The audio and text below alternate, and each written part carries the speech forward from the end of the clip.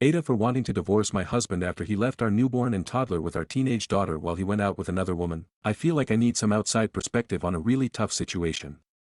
My husband and I have been married for 19 years, and we have 3 kids together, a 13-year-old daughter, a 2-year-old, and a newborn. Our journey to parenthood wasn't easy, we faced a lot of fertility struggles, and my husband has been my rock through it all.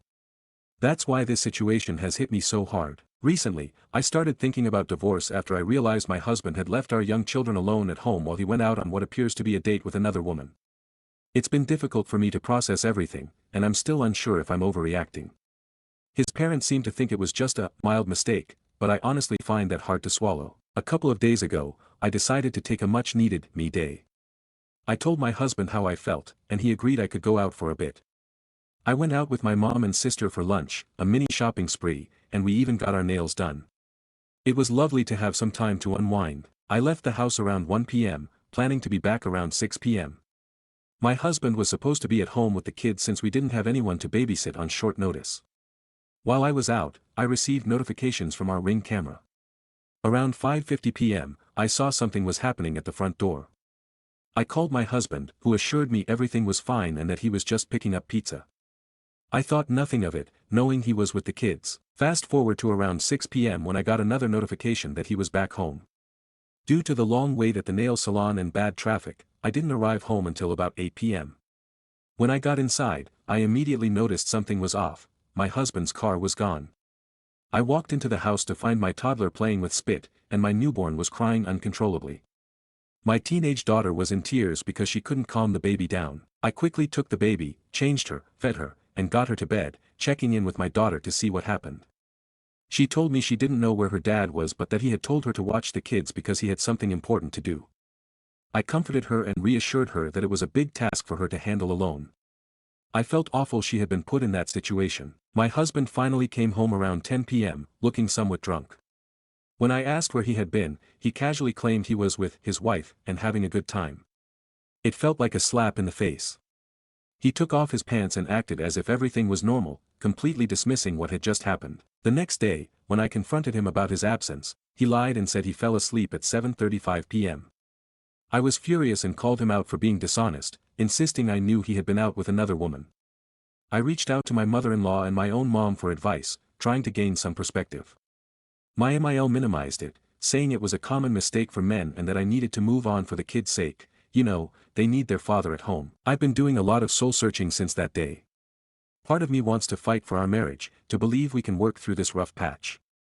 However, another part of me is devastated and feels that I deserve better. I think about filing for divorce, seeking child support, and pursuing full custody of the kids so I can provide them with a stable environment. So here I am, wondering if I'm being the asshole for even considering divorce. Am I overreacting? Should I be more forgiving because of our history? Or am I justified in wanting to leave this relationship for the happiness and safety of myself and my children? Ada. This happened on April 1st, 25. Relevant comments. Commenter 1, so he gave you no excuse at all. Like he's out with his wife. Did he explain that? Or is he just calling you a liar and saying you weren't home before him? Reply, he's been saying that he knows what happened and that he never left the house, given the fact that there's camera footage from the front door, and then my daughter told him he left her alone and she was scared and didn't know how to get the baby to stop crying. Commenter 2, NTA, he's clearly cheating into me, that is obviously supported by his mother. The good news for him is he will have a place to stay when you put him out. He put your teen and babies at risk. He's put your health at risk. I'm also concerned about what did he say to your daughter, as to why she didn't call you when she was overwhelmed when he left. You just had a baby, and he couldn't be bothered to stay home for 7 hours to be a parent. Exactly what are you trying to salvage? Sending you the warmest internet hugs I can. I hope you find a solution that works for you and your children. Reply, apparently, my husband took my daughter's phone. The important business he told her was that he was taking it to be replaced with a newer iPhone. Commenter 3, I told my husband how I felt, and he agreed I could go out for a bit. You need to ask him permission to go out. So he's controlling as well as a cheating, gaslighting POS. Throw the whole man in the bin and his mother with him. Divorce him. Get full custody and alimony and whatever else you can. Reply, I don't need permission, I was just asking if I could go and if he could watch the kids. I was just saying so he knew where I would be and I knew the kids would be safe, obviously not safe enough. Commenter 4, WTF. I would be seeing a lawyer. He was responsible for the kids and basically abandoned them to get drunk and be with another woman. He's cheating on you. Nothing about this is mild or a mistake. He made a choice to do this. Gain some self-respect and kick him to the curb. He's not a good guy. Update. A lot has gone down, and I appreciate all the advice, but for those who think it was fake, that's just your opinion. My husband and I went back and forth for a couple more days after my last post. I finally got him to watch the video, and it proved he was the one lying while saying I was. He kept watching it and coming up with excuse after excuse. I told him that if our marriage fell apart, it would be because of his behavior that night. I asked him a few things. 1. Why did he leave our daughter with the babies? 2. What was he doing? 3. Who was this so-called second wife? All he could say was that I was being too dramatic and that I was not trusting him too much. I shot back, you broke my trust when you left the babies alone with our kid. I told him he had one chance to come clean, and if he didn't, we'd have to talk about divorce, child support, and all that. Still, he stood firm, saying, I didn't do anything. I was so frustrated. I asked him why he couldn't just be honest. His answer. Why do you think I was cheating? That's not trusting me. I reminded him that he had admitted to being with his wife right in front of me. He said, I was drunk. I replied that he shouldn't have gone out and gotten drunk without a way to get home safely while our kids were at home without an adult. He apologized, but that didn't change what he did. I told him his actions messed up our daughter's trust in him, hurt our marriage, and affected our parenting. He just kept pushing his own narrative about that night. On April 17th, he told me I was overreacting and that we should keep it together for the kids. I reminded him that he lied to me, called me a liar, put our kids in danger, and wrecked our marriage. Then he snapped and got mad, claiming there was a reason for everything but wouldn't tell me anything. On April 19th, he came clean and admitted he's been seeing another woman, calling her his second wife. He told me that if I couldn't accept it, then it didn't matter to save a marriage that was already falling apart, with only me trying to hold it together.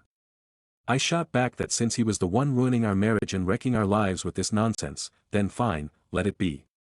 I told him he'd be the reason our kids wouldn't have a dad in the house because of his selfish, ignorant, and irresponsible behavior. He lied to our daughter about her phone, put our kids in a tough spot, lied to me, messed up our marriage, and then made me look like the one who's dishonest. Relevant comments. Commenter 1, get a copy of the recording you mentioned above. Keep it safe, get an attorney and get tested for diseases. Reply, I am planning on getting a STD test and I have been looking into a way to get a copy of the ring records and the text messages between us two into a safe place where only me and my lawyer can access it. Commenter 2, get a good lawyer and don't sign anything he gives you. I'm so proud of you for taking these steps to get away from him. He's a bad father, a bad husband and a bad man. Please get a good lawyer and hopefully you can get some alimony and child support because I don't know if he deserves custody if he's willing to leave a child to deal with babies by themselves. Seriously proud of you taking these first steps. I hope everything works out for you and your kids. Commenter 3, you're doing way too much back and forth. You already know he was cheating. You know he was lying. Now that he's admitted it, what are you going to do? Would you want your daughters to stay with men that do this to them? Commenter 4, gosh, I'm so sorry for what you're going through. Don't for 1 second let him make you think that any of this is your fault. Your kids will grow up seeing what a strong mama bear you are. If I could make a suggestion, maybe having your oldest see a child therapist would be wise after what your husband put her through. Seeing as a divorce is the end result after that night, it would be a good idea to ensure she knows this isn't her fault and have some perspective that parents mess up too. And this time daddy messed up. But you've got 1,000 internet strangers who've got your back if you're ever feeling down. Stories number 2. Aita for buying my boyfriend flowers after he mentioned most men only get them when they die. Okay, so my boyfriend, 22M, and I, 21F, have been together for about 5 months and it has been good so far, but about a week ago when I was at his apartment he told me that most men only receive flowers when they're dead. He then went on a bit of a rant about women not caring as much as men when it comes to their partners and then men want shows of affection too. I honestly took this all as a hint that he wanted flowers, so yesterday I went to Whole Foods and picked out all the flowers I thought he would like and put together a big bouquet for him. I also got him a coffee, some chocolates and a few other things I thought he would like. I've done things like this before but minus the flowers. I usually put a Game Pass gift card or a Lego set etc. I feel like this important because I don't want anyone to think I don't show him affection or get him gifts. I definitely do. So I show up to his apartment with literally the biggest smile. I was so excited for his reaction, but when I gave him the flowers he got a super uncomfortable look on his face and wouldn't touch or kiss me at all. I asked him what was wrong and if he liked the flowers, and it just kind of blew up at me saying that flowers are only for apologizing and that if I cheated on him I needed to tell him right now. I was shocked and started crying because I have never and would never cheat on anyone. He took the flowers to the kitchen and threw them in the trash, which honestly felt like a huge punch in the gut. He told me to get out of his apartment and that he didn't have time for cheating bitches, his words. Every time I tried to explain he said he didn't want my excuses, and when I'm ready to tell him who the man is then I can talk to him then. But there is not man, I didn't cheat on him, I just thought he wanted flowers. I've never thought of flowers as just an apology. He's never gotten them from me, but I just thought he didn't like showing love that way, so I buy them for myself every week. I'm just so confused and hurt by his reaction and I don't know what to do to fix the situation. So am I the asshole for buying him flowers? Do women really only buy flowers as an apology? I'm so confused. Edit. I'm completely overwhelmed by the responses and everyone is making me realize that he's not worth my time at all. I tried to do something nice for him and he threw it back in my face. I texted him and told him we need to talk and his response was, finally ready to confess or what, so that tells me he's done no critical thinking on his end about the situation. We are meeting for lunch tomorrow and will update everyone after. Thank you everyone for the kind replies and for opening my eyes to what an asshole this guy is. I'm just glad I didn't waste years of my time. Second edit. I want to clarify a few things about my post. His parents gift each other flowers regularly, so he has seen flowers given to a partner for reasons other than cheating. His mother gifted him flowers for his college graduation, so he has received flowers previously and this is not the first time. Also, I have had a few people tell me it's weird of me to gift him things like the Lego sets etc. that I mentioned in my post. He told me at the beginning of our relationship that his love language is gift giving and he loves receiving gifts. That is why I do it. I did not think it would come across as weird in any way. I only spend around $50 each time, which is nothing for me as I have a well-paying job. I was in a relationship for 2 years previously and I gave my partner monthly gifts throughout the entire relationship, so I'm in no way trying to love bomb him. I just always want my partner to know they are loved and appreciated. Big update everyone, his mother is asking if she can call me. What should I do? His mother loves me and is honestly an angel. I don't know what he's told her about the situation. Should I be worried? Edit again. I'm sorry for updating so many times, there's just a lot happening. I'm going to take Reddit's advice and take the call from his mother. I don't think she means any harm in calling me, but if it gets hostile at all I will hang up. I am also considering canceling lunch tomorrow, but it partially depends on how this phone call goes. I've also had someone suggest just sending them both the link to this post, which I am considering. Everyone's opinions on that would be appreciated. I told his mother she can call me this evening, so I will update after that as well. Comments. Commenter 1. The hell? This dude is a major asshole for sure, certainly NTA, I'd be over the moon to receive flowers, and this dude certainly sounded like he was asking for flowers without asking for them. This is either rage bait, or your BF is just a total jerk for sure and showing his true colors. Commenter 2. He probably wanted to vent about how women have it so much better than men and picked the one thing he thought he would never receive as a man, as his example of women having the good life while men suffer. When she showed up with her gift she took away his ability to rant, so he jumped into saying she cheated. He just wanted to rant and insult her. How dare she show up with a thoughtful gift rather than apologize for being a woman who uses men. Commenter 3. NTA. There is literally zero possibility of anyone being the asshole in this situation except him. The way he spoke to you is a warning about who he really is. Listen to it. Dump that loser, he very obviously is a, not very, covert misogynist, and blames women for self-induced pitfalls. Update. Alright guys.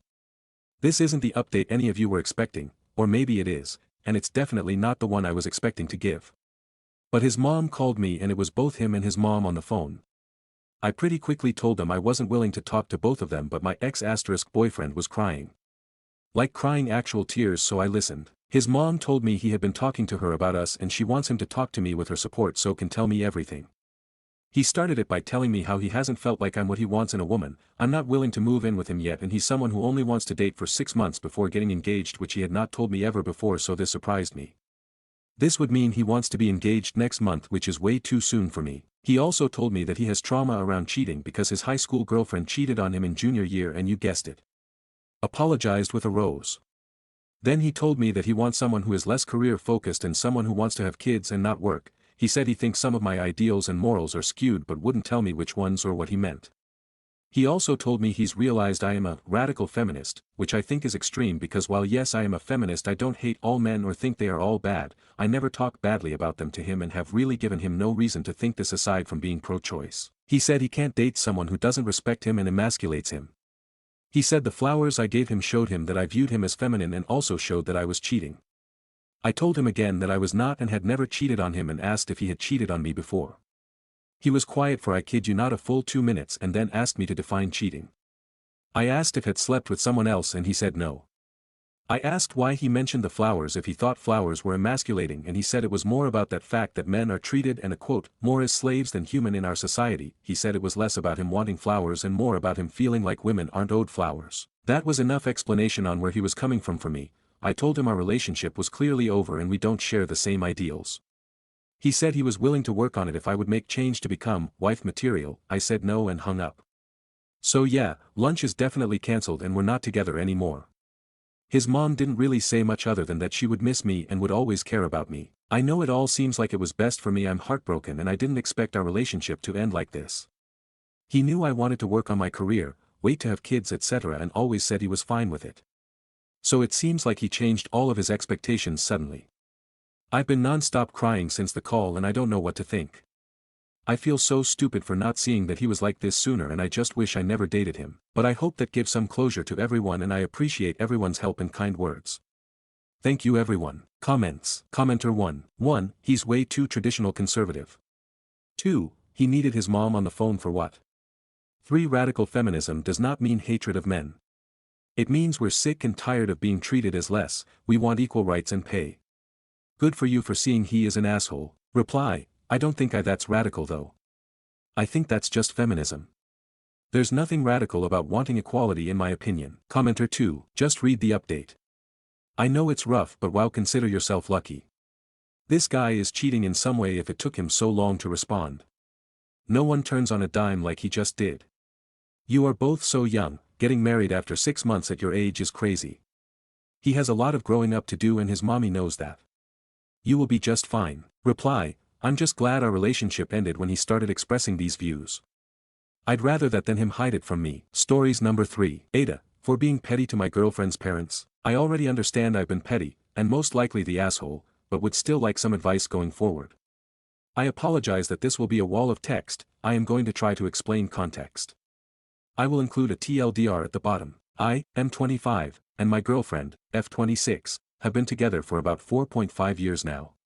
Her and I moved in together just over 1 year ago as well. We were going to after her degree but a falling out with her roommate happened led to us moving in together a year early. Our relationship has been fine, we don't argue often, support each other's separate interests, and overall living together has been quite hassle-free. The only thing that has caused minor arguments between us, is that she hates confrontation. For example, she works as a supervisor part-time, and where she works the people being hired for her to train are paid more than her. She hasn't gotten a raise of any kind in over a year which is illegal. She refuses to bring it up to the manager, or anyone at all. This is frustrating especially since she moved into my place, she hasn't been able to afford to put anything forth. I own the place myself, including pay for our car insurance, gas, and pay all of the bills, except we go 50-50 for groceries, and it's been tough for how much I get paid, because it's not a lot, but shouldn't be much longer. Anyways, her family and I have been decently close, they helped me move a couple years ago, they helped her move in last year, and we visit them for all major holidays and visit decently often since we got together. Her family and I only don't agree on one thing, which is my religion. I am not religious, but they are quite Christian, and my girlfriend is non-practicing, unknowingly to them. So whenever I go over, they are overall the top on everything, my girlfriend's words, not mine, on their religion, and constantly trying to force me to join them in their practices, and whenever I decline they say things under their breath like, oh we will fix you, in a half-jokingly manner. But we have never visited long so it's never been much of an issue, usually only 2 to 4 hours at a time. They live around 6 hours away from us, in another city. My girlfriend moved to my city around 7 years ago, before we met. This is where I believe, and everyone else, that I am being an asshole, and the current issue. We stayed at their house for the first time overnight a couple months ago, and while there for around 6 hours, it was all going well till it got to around night time. They told me I should get the couch ready, and I was confused as my girlfriend has a room sizable for the both of us, so I questioned, I thought I'd just sleep with, girlfriend's name, and they declined, saying that our relationship wasn't, at that level, in their eyes. I accepted, and did not want to argue, as it's their house and their rules. But I am quite tall, 6 feet 6 inches, and I grew a lot of that when I was young in an incredibly short amount of time, which resulted in a lot of medical back pain, and issues for my entire life, and being unable to even do the sports I used to love. So I told them I wouldn't be able to sleep on the couch sadly, especially since it was barely bigger than a love seat, but would be more than okay purchasing a room at a hotel for myself and girlfriend. They also live within a couple minutes from some hotels, so I'd most likely be able to find a room close by, and they said I was turning it into way too big of a deal and to respect their beliefs, and after back and forth, they eventually said they'd give up and told me to sleep whoever I wanted and they were not happy, and went to bed themselves. I was going to purchase a hotel for myself, but my girlfriend got upset at me for attempting to do so, so I stayed on the couch, which resulted in zero sleep, and my back hurting for a couple days. But I was at least able to watch some good movies. Nor they brought it up the next day and we eventually left. Since then I felt quite quality as my girlfriend said I shouldn't have argued in their house. Now months later, they were wondering if they could visit us, and stay with us. My girlfriend and I agreed of course. But before they arrived, I let them know that our couch wasn't quite big enough for 2 people, and they were very confused. I told them they would be sleeping on the couch, and they asked why. I told them that I felt they didn't respect our relationship to their standards, and I followed the rules under their house, so they should follow mine. They argued once again that since they are married their relationship is more respected than ours. I told them that them being married doesn't mean that for me, and if they are coming to my house they have to follow the rules of such too. They ended up hanging up, and texting my girlfriend they would not come over until I would apologize to them, and was in the right mind. This led to my girlfriend and I arguing about this, and she agrees that their relationship is more respectable due to being married, and I told her that marriage isn't what grants me respect for a relationship, it's the foundation it's built on, and how 2 people treat each other, and those around them. So, should I apologize, and allow them to sleep in the spare bedroom? My girlfriend believes I am being incredibly childish, petty, and unreasonable. Which I definitely agree I am being petty, but I still just don't feel right allowing them to do whatever they want in my house, if they don't respect my relationship with their daughter. They were happy, and didn't say anything about us moving in, but feel weird in us sleeping in the same bed at their house which I found weird, but also never brought up. TLDR, girlfriend's parents won't let us sleep in the same bed at their house. They are now refusing to come over because they can't sleep in the same bed at my house either. Relevant comments. Commenter 1. What does your GF bring to the relationship? It sounds like she is content to slog away underpaid while you take on the burden of most of the finances. That seems inequitable unless she takes on more of a burden in the home. Regarding sleeping on the couch at their house, I understand it is their house, and many religious people do not allow unmarried couples to stay in the same room overnight. How is it that your GF didn't already know this? She should have discussed it with you in advance. Many couples opt for a hotel room close by so there isn't any conflict in these situations. Do you really have a medical condition that made it so painful you couldn't bear it, and if so, then it seems your GF could not care less about your comfort. Why was she mad you didn't want to sleep on the couch with a medical condition? Could it be that your GF is hoping this situation, her parents' position, and her agreement with it, will convince you to propose? Reply. She pays half of our groceries but that's it. Everything else I pay for. I do the majority of the chores as well, since she is usually studying when I am off work, but I would say we are equal on laundry duties. I do the rest of cleaning, dishes, etc. though. She never had a serious relationship prior to me, just an on-off relationship in high school, so I assume she never invited anyone to stay over before. It would have been nice to know earlier if possible, since driving over there was incredibly hard on my back. But I did have no idea till that very moment, and I found out later that her older sister and their boyfriend are also told to sleep in different rooms so they as well just never sleep over. I do really have a medical condition. As a child I had minor scoliosis just as did my father that was fixed, non-surgically, but later on and through growing taller at such a rate has led to a lot of lifelong pain. The rapid growth of my spine led to, unknowingly at the time to me, very higher risk injury, and I used to play rugby at the time, which led to me being injured, and having many issues with stability, and pain, as I continued to grow. It's not a self-diagnosis, it's been a lifelong of doctor visits, adjustments, etc. She wasn't mad I did not want to sleep on the couch, she was mad that I already had made it too big of a deal for not agreeing and keeping my mouth shut, and if I got a hotel that I would be making it even bigger of a deal, possibly. Her parents got married within 6 months of meeting each other. They firmly believe that we have no reason being together any longer than that if we are not married. They have made a lot of offhand comments about such but never directly at us. For example, I'm so glad we got married when we did, waiting any longer would have been stupid and things like that. But my girlfriend and I agreed that we wouldn't discuss marriage till she finished her degree, and was in a more stable job. Commenter 2, YTA, being a petty asshole was the goal. Reply, I agree. I was declining them what they declined me not for my own reason, but to be petty. As I said at the start, know I am the asshole, and being petty, I just don't fully feel it's right to do nothing in this scenario and give in. OOP responds to a deleted commenter regarding not being petty toward GF's parents. Reply, I agree. I should not be petty for the sake of being petty, but I truly just don't know what to do. You are most likely right that there are other frustrations arising in our relationship.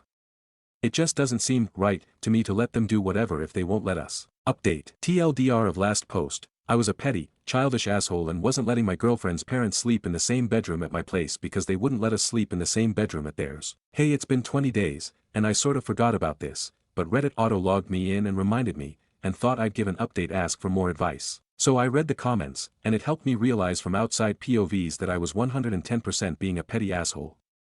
I already sort of knew that, but hearing people with no connection to us confirm it helped open my eyes. I pulled my girlfriend aside the next day of my post, and apologized, admitted I was being childish, petty, an asshole, and that I wasn't acting my age, I was more like acting a toddler not sharing toys. She agreed and laughed at my analogy, and forgave me as long as I called her parents, which was my next plan anyways. I called her parents, said roughly the same thing, and they agreed, did not laugh, and told me that they will find another date in the future and reschedule staying with us, which I told them sounded great, and we hung up. All was well, but the comments, and some private messages helped me realize as well, that my girlfriend's not taking initiative was something I needed to seriously talk to her about and stop letting go if I planned on marrying her. I thought of how to say everything I wanted to, etc., and a day or two later I decided to talk to her. I told her how much I love her, the person she is, and brought up many things she brings to our relationship to start things out. I then brought up how if we are going to work more in a healthy manner as we get more serious and conjoined, things do need to be more equal between us. So I wanted to work on a compromise. I pay for everything, except 50 groceries, I do the majority of the cooking and cleaning, etc., as you all know. She got quite upset at this, and was trying to say she doesn't have value in our relationship, but I tried to reassure her, and the conversation sort of ended there. I stuck my ground and 2 days later, I brought it up again once the dust settled, and while the conversation was rocky. We worked on a compromise that she will ask her boss about the raise she deserves, will begin doing more of the cooking and cleaning. Not more than before, but more than me. I asked her also if she would talk to her parents about the whole, trying to convert me thing, and well. Baby steps, not gonna happen yet. Anyways, why I still need advice as well. Since we had that last conversation I thought things would be better, but she's been cold. She's been only cooking really quick meals, like frozen stuff, mac and cheese, etc., and I tried talking to her about it and that I'd be happy to teach her the stuff I'd make for us, but she always says, if you don't like it, make us stuff you do, which is fair. But I know she's as good of a cook as me. I tried talking to her if things are stressing her out, she declines. I tried asking if anything's wrong, she declines, etc. She's been cold. Our sex life took a nosedive from once every 2 days, only twice since my last post. I tried feeding into her love languages. She likes words of affirmation a lot, so I've been complimenting her extra and reassuring her, but she seems uninterested. I even tried asking her if I explained anything badly, or said the wrong thing about the conversations above, and she says no. What can I do to make her feel happier? She barely even greets me when I come home now. TLDR, apologize to my GF and her parents about last post. Ever since bringing up stuff that bugged me, she has been very cold. Update, I am currently deciding to do 2 things as comments have suggested. A. Spend a week doing everything for myself, by myself.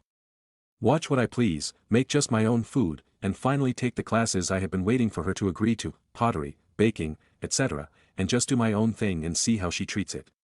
My main fear being that she will just see this as petty, and that I'm doing the same thing as I almost did to her parents in my last post. B. Try and talk to her one more time about all of this, which most likely she won't be receptive to. Tell her how I feel, what I want in a relationship and needs to change if it wants to work. I obviously fear she will break up with me for that, but if she does it's probably for the best. Update, I think I will choose A. Try and give her a slight taste of her medicine, and then bring up how I've felt. Maybe she will understand better once she sees me doing my own thing. Relevant comments. Commenter 1, why are you trying so hard? She's not. Reply, because we have been together for almost 5 years.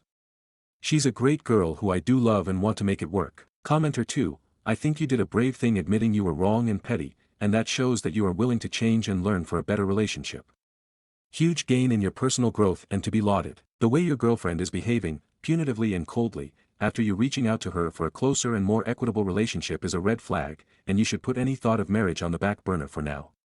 She too needs to show growth and maturity. Reply, thank you, I try to hold myself accountable but I'm obviously still very much growing as a person, even in ways that I should have grown in by now at my age. I definitely am not thinking of marriage ATM, but it was going to be a topic once she got her degree, but yeah, I'm not so sure on ATM, especially if I can't connect to her parents that I'm not religious, since I know the wedding wouldn't be approved of by them, and a ton of stress would be added. Even if she does need to show growth and maturity, what should I do in the meantime? This situation sucks for me and it feels like she's a roommate, and whenever I try to talk to her she pretends nothing's wrong and won't respond. Commenter 3, she's mad and punishing you for trying to make her a partner in your relationship instead of a benefactor. Maybe it's part of her religion upbringing, but your GF expects you to take care of her completely while putting little to no effort into taking care of herself, let alone you. Good luck with getting a relationship that's not one-sided with her. Reply, her parents are very traditional, married within like weeks of meeting each other through their parents, but her mom and dad both equally do well off I believe, and from when we are over, she does most the cooking cleaning and he does outdoor work, gets groceries, does non-kitchen cleaning with her etc. So it seemed pretty even to me in their household when I visited. My girlfriend is the sort of favorite daughter they have those, so maybe that has something to do with it. She's the baby sister of her brother and sister. Years ago, and before we lived together things were alright. I'd pay for my car entirely, she didn't drive back then and doesn't drive now, which was fine, plus she'd offer to take the bus if I ever wanted her to, which I always declined, and when we were both in school we were pretty equal paying for dates, almost everything we did was free though. It's definitely more a recent one-year thing since she moved in, except the whole religion thing, and the unrelevant asking for raises. Commenter 4, I get the feeling that she's checked out of the relationship unfortunately, don't act shocked or blindsided when she breaks up, she's probably just getting her ducks in a row, or with all that extra things she thinks she's doing, she might think, with her parent support, that you should be at least engaged now. Be ready for the other shoe to drop. Reply, she does agree with her parents that couples should get engaged quickly, her parents were fully married within weeks of meeting each other through their parents at church. But her and I agreed that we wouldn't get married till we were both done our degrees and in stable jobs, we never really argued about that either. She is very traditional like her parents and Christian like them, but not as much. She doesn't go to church unless we are visiting them, even though I told her I'd be more than happy to drive her to church if she wanted to go, or go with her if she didn't want to go by herself. None of our mutual friends go to church or are Christian either, but she has always said no. I don't care what ducks she could put in a row, since she saves nearly nothing like I do. But another commenter said she might just be staying till she gets her degree, and her parents used to pay for the majority of her rent before we lived together, but don't now. So I imagine they might if she found a roommate they approve of somewhere else. Commenter 5, your girlfriend has the same old-fashioned views that her parents do. As the Christian man she deep down wants you to be, it's your job to take care of her while she gets treated like a princess. And now that you've pushed back on her and her parents, she's giving you the silent treatment. She was hoping you'd cave to her parents the same way she made you cave and spend the night on that damn couch. My dude, run. NTA. Reply, that's what I'm confused of, she is definitely traditional, but her parents seem pretty equal, of course she knows more about them than I do. She seemed very receptive to me apologizing, but once I talked to her she's been cold since. Commenter 5, because she was happy and comfortable with the way things were before, even if you weren't. Now that you've stood up for yourself, she's punishing you. I'm sorry, but the fact that she made you sleep on that uncomfortable ass couch knowing damn well your back was going to hurt just to please her parents, tells me everything about how she sees your relationship. She's not gonna start acting like her old self until you go back to acting like the doormat she wants you to be. Sorry OP. She's showing you who she really is. Reply, yeah, her and her parents both knew that I have medical back issues, which really felt dismissive, especially after I was more than happy to get a hotel as a compromise. Maybe you and everyone are right that she only sees me as a doormat now. She wasn't always like this, I promise she was much better before we moved in together, which is why this is all so weird to me. Stories number 4. My friend slept with his girlfriend's sister, they had a kid with serious issues, and now he's living with me in another country. I still can't believe any of this actually happened. It sounds like a bad soap opera, but unfortunately, it's all true. I have this close friend, practically like a brother to me. He lived in another country and was dating a girl for a while. She had a younger sister. I don't know exactly how it started, or when, but somehow he ended up sleeping with the sister behind his girlfriend's back. He kept it a secret, obviously. No one was supposed to find out. But a few months later, the younger sister turned out to be pregnant. At first, everyone was confused and trying to figure out who the father was, but the timelines lined up, and eventually she admitted it. When the baby was born, things got worse. The child has some serious medical issues. I'm not a doctor, but according to the family, it might be due to the fact that my friend and the girl might be distantly related, like third cousins or something. I'm not sure, and honestly, I didn't want to dig into that part too much. Naturally, his relationship with his girlfriend exploded. Her whole family was devastated. The younger sister is barely coping, and the baby needs constant care. And my friend? He just packed his stuff and flew out to stay with me. Said he couldn't take the pressure anymore. Said he was ashamed, overwhelmed, scared. Now he's here, sleeping on my couch, acting like he just needed to start over. I'm trying to be there for him, but I'm also sitting here thinking, what the hell did you do? Who are you even now? I just needed to get this off my chest.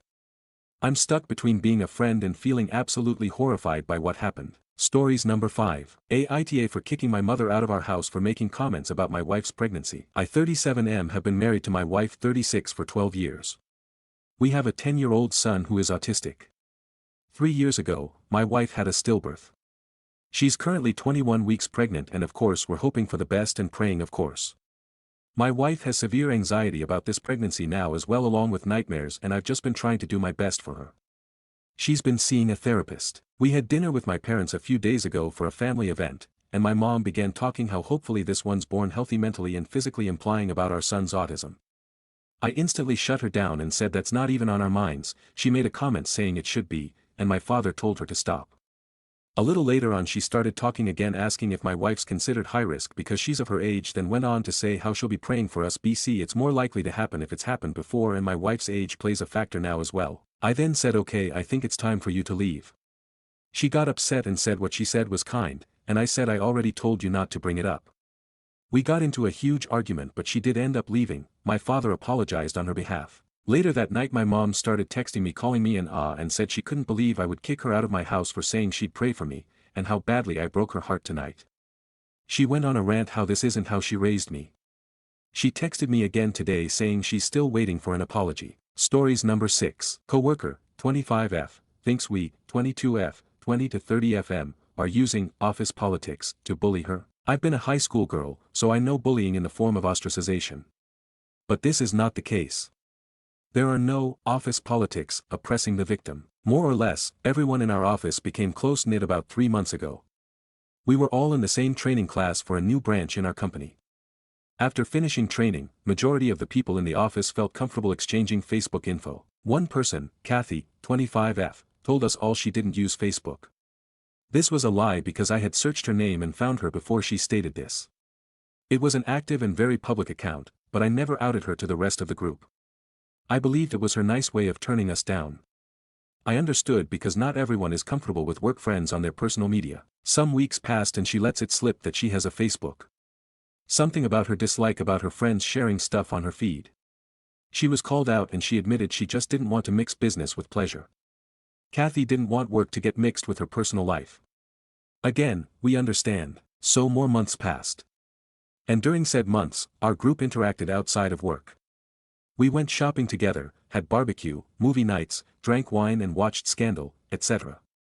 And with this came inside jokes, more invitations, and emotional connections. Last Monday, Kathy complained to me that our co-workers Brad and Joey were having a laugh during break. She feeling left out, asked what was so funny. They said she just had to be there to get it. She asked them to say it anyway, and that she'd probably get it. They did through giggles and when Kathy didn't laugh, they repeated she just had to be there to get it. When Kathy repeated the joke for me, I burst out laughing because it was an inside joke about something that happened at Joey's movie night. Kathy seemed hurt and went back to her desk. Today during break, Patrice asked our other coworker Nancy what she should bring to Scandal night. This exchange happened in front of me and Kathy. Again Kathy piped up and asked what they were talking about. They explained that a few of us coworkers were getting together to watch Scandal and drink wine. Girl talk and stuff. They then started a conversation about the latest episode. Kathy pulled me to the side and asked if everyone was doing things without her. I told her yes. She asked why she wasn't invited and I explained that it was because she told us she didn't want to mix business with pleasure. She still insisted it was rude not to ask and they were using office politics to bully her. She ranted about how she feels victimized and ostracized when she isn't included. How do I explain it to her that her not being included is her fault and she can't force people to invite her? TLDR, coworker doesn't want to mix personal life with work. She gets annoyed when everyone seems closer and does things outside of work without her. Edit, bolded for emphasis since there is some confusion. Kathy has stated she doesn't want coworker interaction outside of work. Not just Facebook. Ever since Kathy found out everyone does interact outside of work, she's been very curious about my texting, on break or after work. She wants to know if I'm texting ex-coworker or doing to ex's coworker's event. Relevant comments. Commenter 1. You clearly don't want to invite her to things at this point, otherwise you'd have said, "Oh sorry Kathy, of course you can come to scandal night." You're excluding her, and you're insisting it's what she wants so that you don't have to be discreet about it. You can argue with her about what she said in the past, but it's clear her feelings have changed, and now she wants to be included. If your desire to befriend her has changed, too, that's okay, but you should own it, and be respectful of her feelings. And making plans in front of someone you don't want to invite is just rude, in general. Reply. I don't go to host scandal night so I can't really invite her. I don't host anything really. I'm not really owning it because I feel like I don't care, she should ask. She hasn't asked at all to be included but instead complains to me. The person who doesn't really control the events. I can advise but that's all I can do. Commenter 2. Inviting yourself to something you're not invited to is kind of rude and or desperate. She hasn't asked at all to be included but instead complains to me. Read between the lines. It sounds like she's asking without directly asking. You can't force others to invite her, obviously. Reply. So is this an impasse? Co-workers don't want to invite her because they think she doesn't want to go due to previous stance.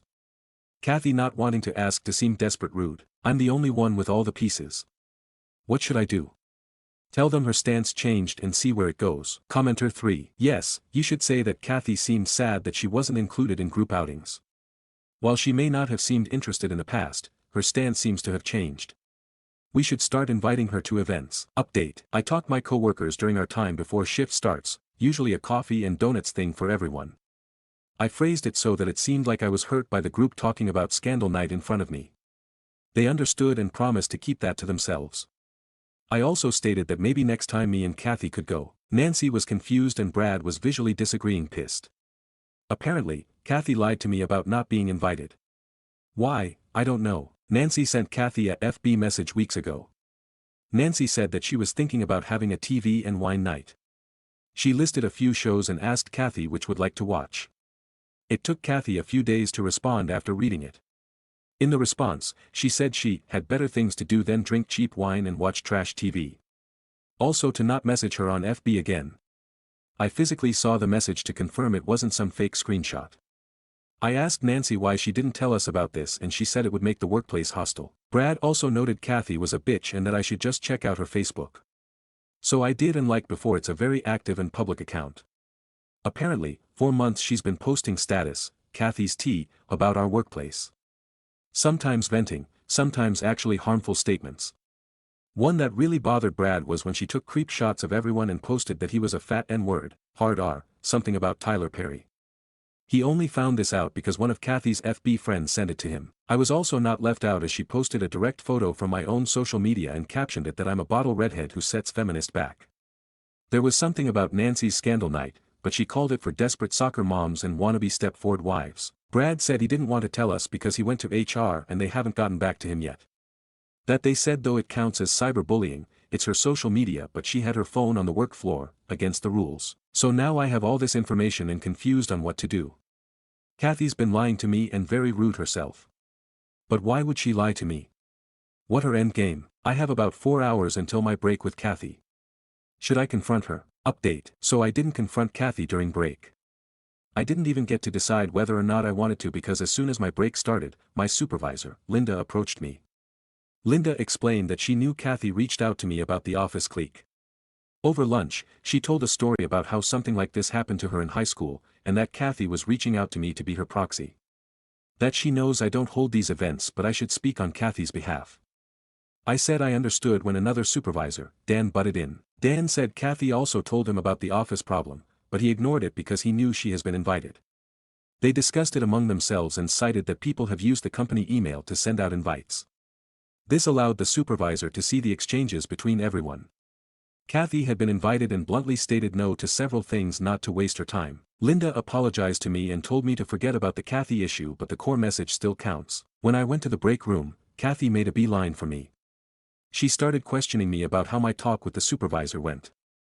How together we could take down the ageist office group and that we should get coffee after work. I lied saying I had a family thing and went home. At home, I checked the Reddit post and went back onto Kathy's FB. There was a new post about how she was playing a little office prank on the office idiot. People commented her to spill, but she didn't update them. I feel like that was about me. I started screen capping her posts, though only the ones that flat out bullied people. I felt like HR would care about those than any gray areas.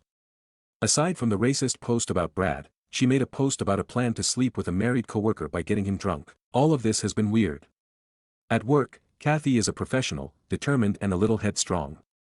But in this field, that's a good thing. She gets good scores reviews from clients.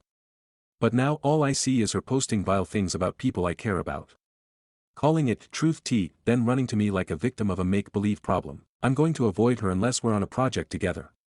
I don't want to be her flying monkey. I don't know what to believe from her anymore. TLDR, didn't confront Kathy but she got a supervisor to talk to me. We found out she was lying and now I'm avoiding her. Edit, to answer someone who PM'd me. Yes, I have high-functioning autism. Yes, people at work know. Relevant comments. Commenter 1. She made a post about a plan to sleep with a married coworker by getting him drunk. You mean, to rape a coworker? To get him so drunk that she doesn't need to worry about consent? She's literally making a rape threat. That should go to HR immediately. And to the coworker in question. Reply, I have sent HR an email about that. I'll probably get a response by tomorrow. I also texted the coworker and he's pissed. Commenter 2. The real idiot is the person who makes Facebook posts announcing her nefarious plans. Reply, I don't think she realizes her FB is public. Commenter 3. Linda explained that she knew Kathy reached out to me about the office clique. Over lunch, she told a story about how something like this happened to her in high school, and that Kathy was reaching out to me to be her proxy. That she knows I don't hold these events but I should speak on Kathy's behalf. This infuriated me so much. Good job Dan actually doing his job was there. Kathy sounds like an utter psycho. I'd keep a lot of distance from her. Reply, I think Linda was saying what people on my last post were also saying. If someone wants to be included, regardless of their previous stance, I should stick up for them. No one likes feeling left out. Edit 2, HR emailed me back. They said they were calling Kathy into work this weekend. Since the office isn't open the weekends, it's clear she's in trouble. As advised from an earlier reply, I'm not going to check her FB anymore. Though watching the fallout would be nice, have a laugh, I would feel petty. I don't think Linda was trying to force me to do anything. She understands that I don't get some social things. If you check out my last post replies, I literally said Kathy should just ask to be included. She was just trying to explain it in a way I'd understand. I fixed, butted, to butted. Thank you for catching that. I looked into the term, flying monkey, and another subreddit came up, RBN. The people described their sound a lot like Kathy. I'm signing out now so I won't be replying until Monday.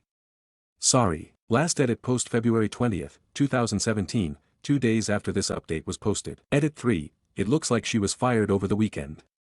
Her desk is empty but dented. I think she put up a fight because some coworkers' desk decor are damaged. I won't be checking her FB to see the fallout.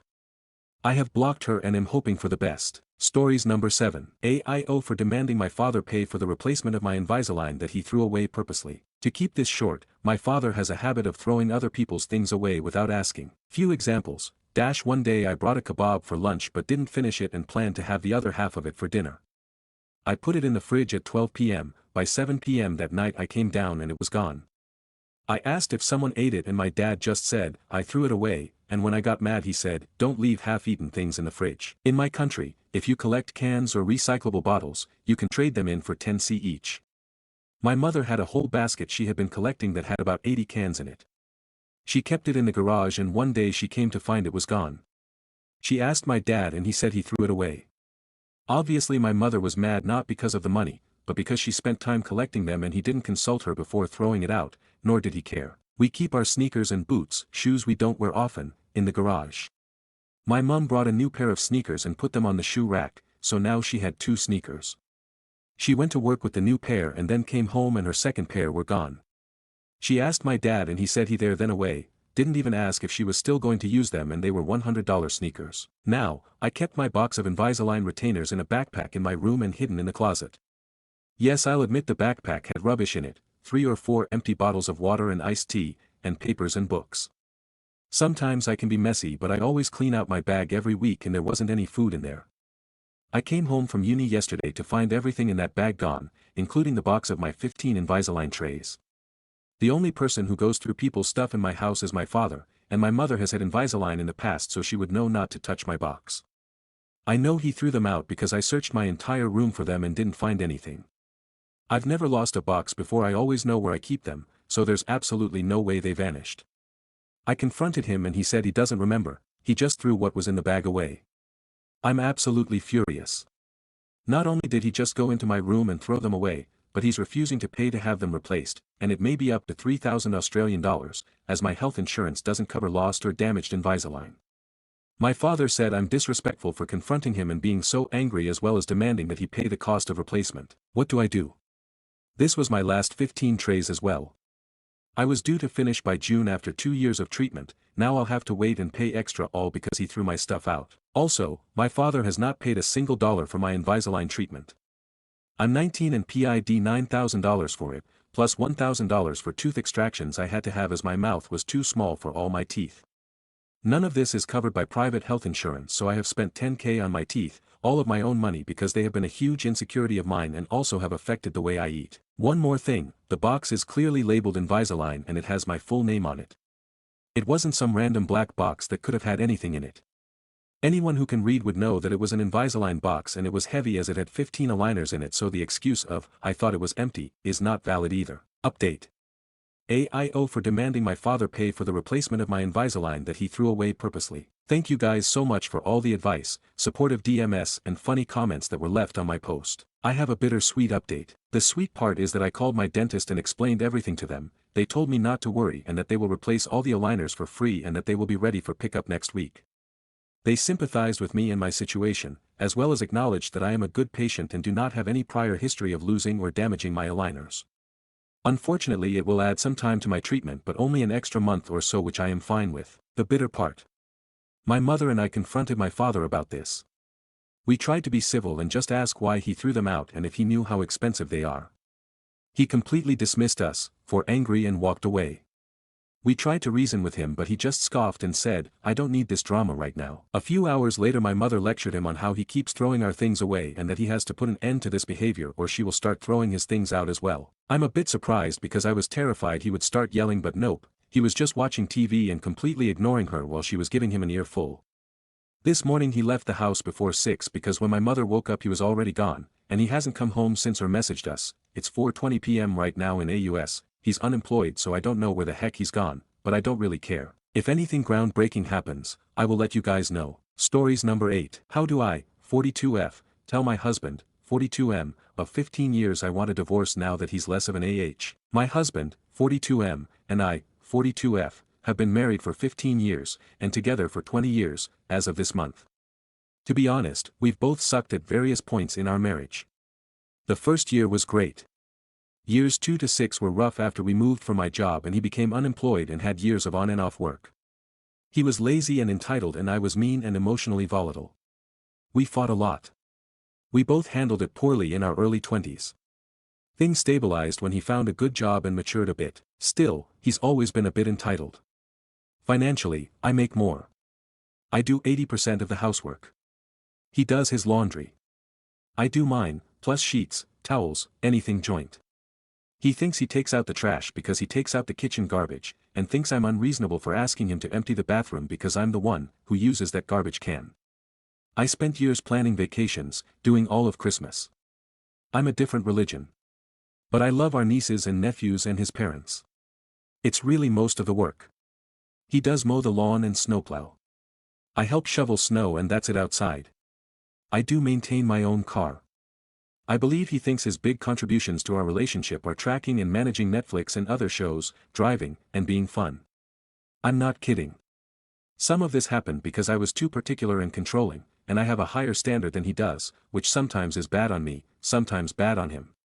I'm controlling, he's incompetent. Bad combo. Probably around 2019, he started becoming rude to me.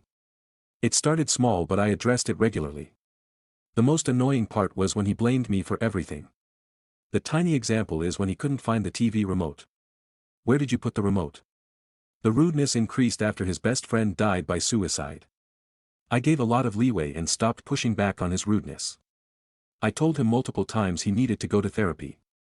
After a lot of excuses, he admitted he didn't want therapy because he didn't want to do the work. I stopped asking. In 2022, I got sick. I was scared it was cancer, but all the tests came back clean. The ninth doctor I tried helped me clean up my diet, get active, start meditation, and motivated change. I'm not cured or diagnosed, but I'm much better. But it's a daily practice to work on my health. I'm now training for a 5K, I've stopped watching TV, and I read. During that process, I moved into the guest bedroom to get better sleep. He refused to treat his apnea and blamed me for not giving him a sleep clinic number. I stopped hanging out with him because I wasn't watching TV anymore. He said no when I asked him to go for a walk. Always an excuse. I ended up creating a separate life in our home. Eventually, I think he realized it and finally stopped being rude, and stopped the blame. He did blame me for the remote about 2 months after I stopped watching TV. It's been better for about 6 to 9 months. But once it got better, I realized he only treated me with any respect once I forced him to, by removing myself from him. Now, I'm happiest when he's out of the house. I don't miss him if we're apart for a week. I am sometimes annoyed if he's in the house because he watches TV 100% of the time he's awake. I don't want to do our normal summer plans, which are fast approaching. So I think I need to tell him ASAP that I want a divorce. I'm thinking after an upcoming trip he has next week, so I don't ruin the trip. How do I start the conversation? How do I avoid getting sucked in a vortex of trying to justify, explain, convince him it's not worth saving? I don't want to work on the marriage. He's had 4 years to start therapy, alone or with me, so I'm not willing to accept that as an option. I don't hate him, but I don't really like him anymore. I'm done. Stories number 9. Aita for ruining my cousins' lives after they bullied me my whole life. I come from a small family, me, my parents, my paternal grandmother, my maternal aunt, her husband, and my 2 cousins. This situation just pertains to my cousins, as a lot of drama has been centered around them given the events I've caused. My cousins have spent the past 2.5 decades making my life hell, and I finally thought I got revenge. But I think I went too far. For cultural and familial context, I come from a highly traditional family. The kind of family that still does arranged marriages with dowries and looks down on premarital relations. My grandparents were arranged, as were my aunt and mother. Another bit of information, I am the product of unconsented sex, you know what I mean. My mom told me not long after I turned 7 since she knew my aunt and cousins could use it against me. And she was right. And me being unfazed and unhurt by my cousins' taunts made them turn most of our community against me. I had people throw things at me, I was a social pariah, just known as the R-word baby or other nicknames that are too vulgar to type here. People pitted my dad, since he was being forced to raise me, which was very untrue. My dad loves me to bits. My maternal grandparents were the cause of a lot of stress. My grandmother heavily favored my aunt and cousins, often brushing my mom and I to the side. We were left out of family holidays and not invited on family trips. When my grandmother passed, my mom and I got a combined few thousand, while my grandfather got most of her estate and my aunt and cousin received assets worth a solid 100,000 combined. My cousins, in all their bratty glory, bragged and said, inheritance is for family only, though, by that point in time, I had just learned to ignore them. I got scholarships to pay for college and scraped by doing campus jobs. I graduated a few years ago and was bouncing between jobs when I got a call from my grandfather wanting a meeting. The meeting, held the following week, revealed that my aunt was actually not my grandfather's biological child. Turns out, my grandmother had gotten pregnant from a coworker not long before her marriage to my grandfather was arranged. This meant that my aunt and cousins would only receive the rest of my mom's estate, assets, and properties once he died, not any of his. This got my cousins mad, who defended their mom and said that DNA didn't mean anything. I piped up and reiterated what they had said all those years ago, and that since they didn't share grandfather's blood, they aren't entitled to his inheritance. I think my aunt was just in shock, since she just got up and walked away. My cousins tried to fight my grandfather, but he was ironclad in his decision. When they left, my grandfather gave me and my mom each a check for emotional damages. I bought a huge plot of land with that money with the plan to build my dream house once I got my full inheritance. 7 months ago, my grandfather passed away, and I got my full inheritance after 4 months. It was a life-changing amount of money. I paid off my minimal debts and car, set aside a sizable amount for investing, and upgraded my inherited properties to rent out. The income one make from renting, along with my investments, have allowed me to go part-time at work, which helped me make more time for my old hobbies. Construction of my house has started recently, and some people that once knew my cousins found out I came into money. They started messaging me, asking how I've been and what I'm up to. It gave me flashbacks, all the bullying and torment, and they had the nerve to be friendly to me. One of our old classmates was blunt and simply asked how I was able to afford doing all this, and I figured since my cousins had to out me as a R-word baby, then I shouldn't hold back in outing them. So, I told the classmate the full truth. My aunt was a bastard child, my cousins are illegitimate to my grandfather's family, and that my mom and I were his only true heirs. It didn't even take 48 hours before my phone was being blasted by my cousins, who said I ruined their lives since nobody wants to talk to them now. I simply replied, sucks being on the other end of the stick, before blocking them. I have been in therapy since I got out of college, healing from how I was treated my whole childhood and teenage years. I was satisfied that they now knew just a smidge of my pain, but then my own mom texted me, saying that it was too far to implode their social lives. I figured I was just returning their actions, revenge and some might say karma. But, the fact my own mom, the same one everyone shunned, is saying I went too far is making me second-guess myself. Aita for ruining my cousins' lives after they bullies me for years. Relevant comments. Commenter 1, no, you're NTAH. Enjoy your inheritance. Reply, I plan to, thank you, smiley face. Commenter 2, NTAH. Just think if it would have been that your mother was the bastard child, and not your aunt, your cousins would have not held back in announcing it to the community. Reply, that's a solid point. I will say, since finding out about her true parentage, my aunt has become more reserved. She's invited my family and I to different holidays, which is why I think my mom got upset.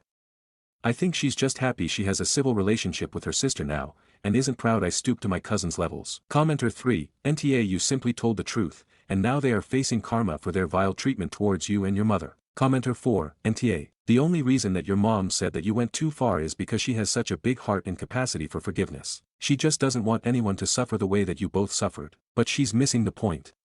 If her dad hadn't told you both the truth and cut your aunt and her children out of his will they would all still be abusing both of you for something that neither of you could control. Tell your mother that your grandmother chose to sleep with the man who impregnated her with your aunt.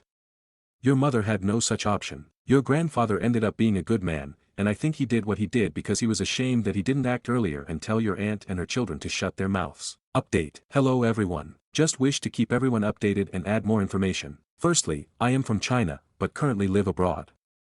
I know arranged marriages aren't as common, but in my social circle, it is common since the wealthy shouldn't marry commoners. All that outdated bullshit, you can clearly see why I left that life behind me. Second, I am a girl, while my two cousins are twin boys. That was also another reason I left China. Even with money, people are still sexist jerks. I am much happier where I currently am. And finally, my mother and father did defend me as a child. However, after one dinner, my mom was sick of my aunt and cousins heckling me and outed the fact my aunt had an abortion before her marriage. Apparently, her husband didn't know this, and it caused tension in their marriage for a few years. During that time, we were not invited to anything and my school even temporarily expelled me because my grandmother paid them out. So, after that, we took on a grin and bear it attitude. Now, on to what's happening.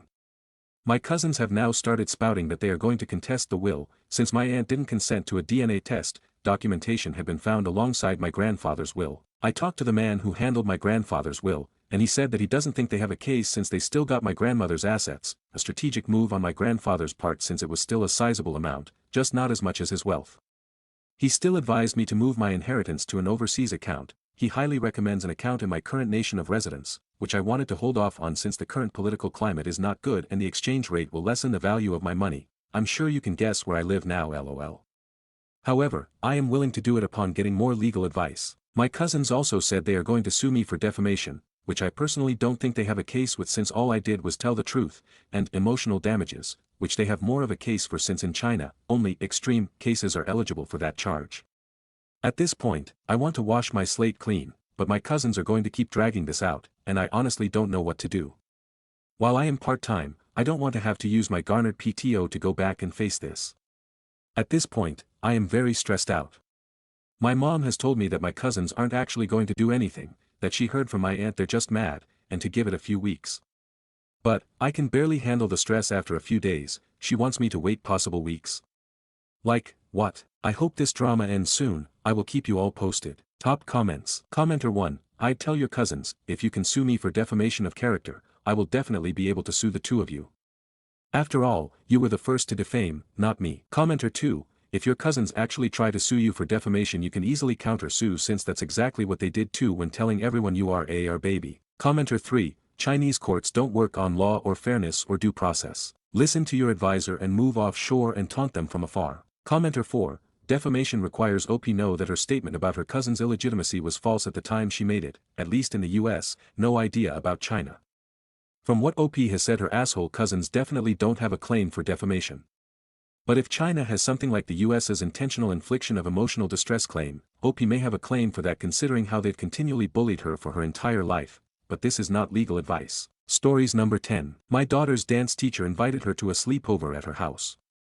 Whipped her for formally complaining. My daughter is 7. She's been taking ballet lessons since she was 4, but has only been enrolled in this particular dance school for about a year. There are only 6 other girls in her class, all around her age, and she has 2 lessons a week. Anyway, earlier this week my daughter came home with an invitation from her teacher. She's inviting the girls, all 7 of them, to spend the night at her house on the last weekend of April. According to my daughter, the teacher told the girls that it's a slumber party. The pitch apparently included McDonald's, movies and games. I've spoken to the other moms and they've all confirmed that their daughters got the same invitation. None of us have been notified by the school, so I have to assume the teacher is planning this on her own. She has not spoken to any of us about this directly, only to our daughters. Some of the girls seem to be excited, but my daughter is still anxious about spending the night away from us, so she wouldn't be going even if I was okay with this, which I'm not. I have never spoken to this teacher about anything besides my child, nor do I know anything about her personal life or home. I've been thinking of complaining to the dance school about this, because I've never heard of teachers doing this before and I'm a little freaked out. But at least 2 of the other moms don't seem to have a problem with it, and I can't help but wonder whether I'm overreacting. Is this normal? Honestly, I just need some advice here. Sum of comments. To a top comment. Honestly, I think I'd still be bothered if she had communicated with us, but the fact she spoke directly to the girls before anything else does make things worse. Commenter 1, nah, that's very weird. If the school and parents were aware and consented then it'd probably be okay, but to only bring it up to the kids is very strange. I suggest you and the other moms go to the school about this. Reply, I don't speak to most of the other moms as much as I wish I did. It's a pretty famous dance school in our area, and a couple of them seem to be stage mom types. I talk regularly to some of the other ones about the kids, but my husband is usually the one who picks our daughter up, so I don't have that much contact. The group chat, which is how we're discussing this, is for emergencies only. What I could do is ask if anyone else wants to do something about this. Commenter 2, fair warning here, if you tell them in the group chat that you are going to talk to the school, be prepared for potential backlash from other parents or from the teacher. Not saying it will happen but absolutely could. Reply, that tracks. Would asking how everyone felt and then reaching out to some of them in private be a better idea? How old is the teacher? Reply, early 30s. I think she's around my age, but on the younger side. OOP expands. The teacher does not have children, as far as I know. I wouldn't complain about this because I felt like it, or out of evil intent. I don't want to accuse her of anything. And if she does mean well, I don't want her to lose her job over this. All of that said, I don't think she should be encouraged to keep doing this. None of the parents of the children she invited were notified in advance, and I don't think the school knows about this either. Commenter, but you were notified in advance. You got an invitation by your daughter. The teacher didn't spring this on the day of. When there are field trips at normal schools, the permission slips are sent home with the kids, the school doesn't notify the parents in advance. And an invitation is not a summons, you can choose not to send your daughter there but the other parents can make their own choice to do so. Reply, a field trip is not the same as a sleepover. Permission slips are formal documents sent by the school, not informal invitations sent by the teachers. And giving an invitation to a 7-year-old does not count as notifying the parents in advance. There was no communication on her part. The invitation does not address or mention the parents at all. She included her phone number, but didn't ask for ours. To another commenter, I did not receive it, my daughter did. If she did this through the proper channels, such as the school, email or actually speaking to the parents directly, it would be a different thing.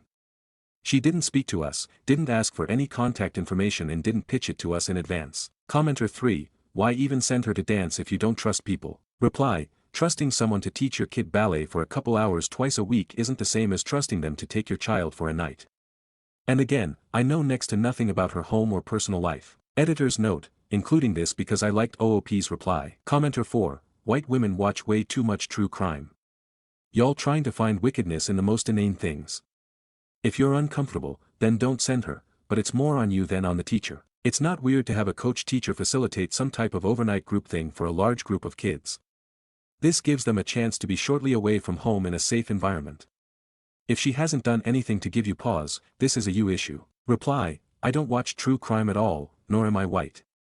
I'm just worried. I'm not trying to accuse her of anything, but I can't interpret inviting over half a dozen 7-year-olds to spend the night at your house without talking to their parents first as anything other than inappropriate. Commenter 5, so I don't think she means this in a bad way.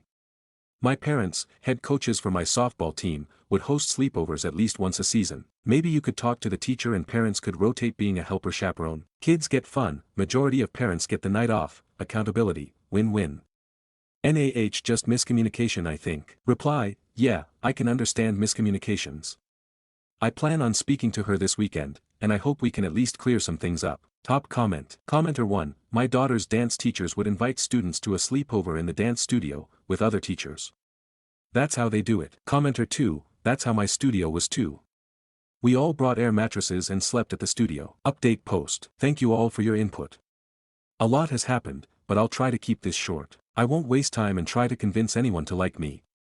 If you've already decided I'm a true crime-obsessed neurotic helicopter parent Karen with diaper energy and social anxiety issues, I don't think there's much I can say that will change your mind. And yes, I've heard of lock-ins. My son had one with his swim team last year. He's a bit older, it happened at the pool, guardians were informed before the children were and one of the other parents chaperoned. It's not the same thing as an unofficial sleepover at a teacher's house. All of that said, I never intended to risk this woman's job, I was just worried. So I spoke to my husband, and we decided to take your advice and speak to my daughter's teacher first. He spoke to her while picking up our daughter last week. He said the conversation went fine, but he was bothered by her reaction when he said our daughter wouldn't attend. He told the teacher our kid was anxious, but she replied that the sleepover would be a great opportunity for her to come out of her shell, and that we should try to encourage our daughter to come. During the conversation, my husband also found out the following. She came up with the sleepover idea because she wanted to bond with the girls and figured it would be fun. She didn't ask for another parent to act as a chaperone because her husband had offered to help her, first time she ever mentioned his existence. When asked about what she'd do in case of emergency, she just stated she lived about 10 minutes away from a hospital. She didn't ask for the parents' contact information because she didn't think of it. After he told me all this, I decided to email the dance school. I wrote that the teacher was planning a sleepover, about which the parents had not received a lot of information. 2 days later, we all got an email from the teacher, stating she was canceling the sleepover due to a complaint from the dance school. She also apologized for not being more transparent with us. Some of the other moms are planning another sleepover at one of their houses so that the girls won't be upset. Not sure where or when it will happen yet, but I'm trying to keep up to date. Ultimately, even though I still don't know what the sleepover would have been like, I don't regret this. When it comes to my children, I'd rather be paranoid and wrong than regretful and right.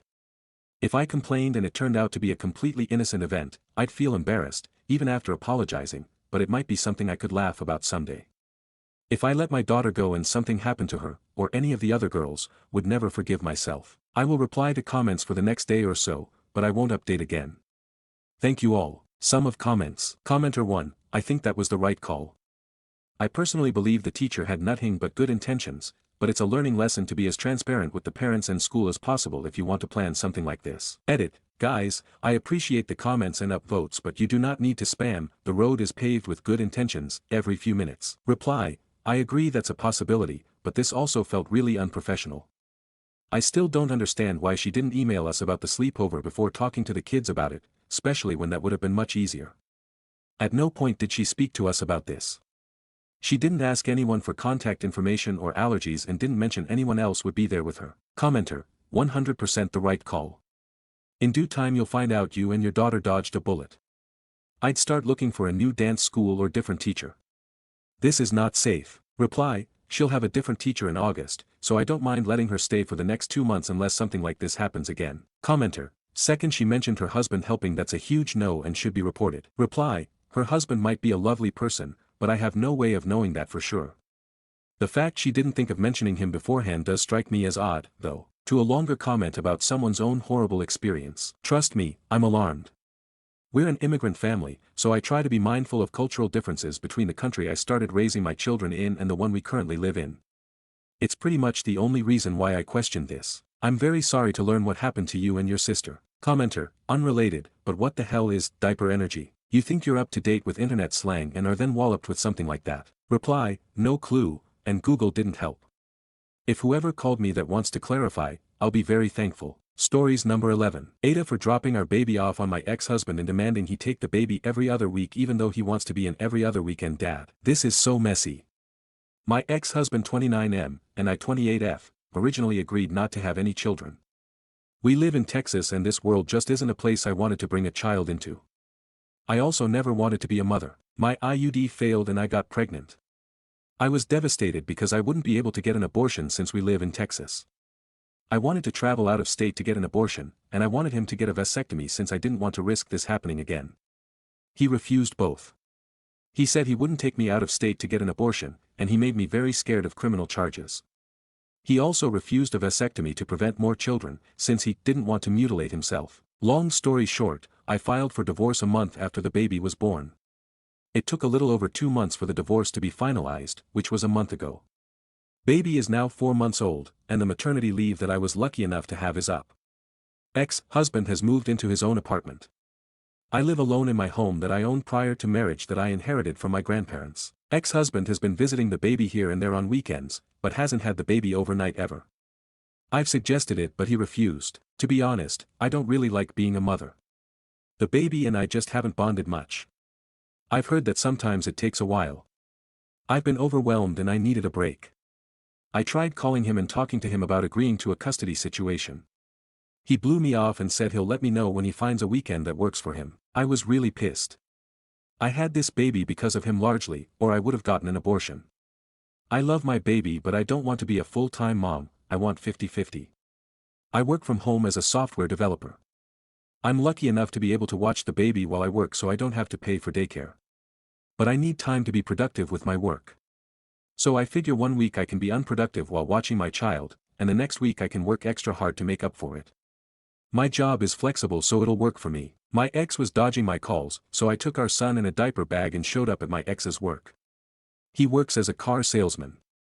He was shocked to see me, and even more shocked when I handed him the baby. I told him, we're doing 50-50 custody. You have the baby this week. You can drop him off at my house next Monday. He freaked out, said who will watch the baby while he works. I suggested he pay for daycare if he needs it. He said he can't afford daycare. We argued and I told him to figure it out.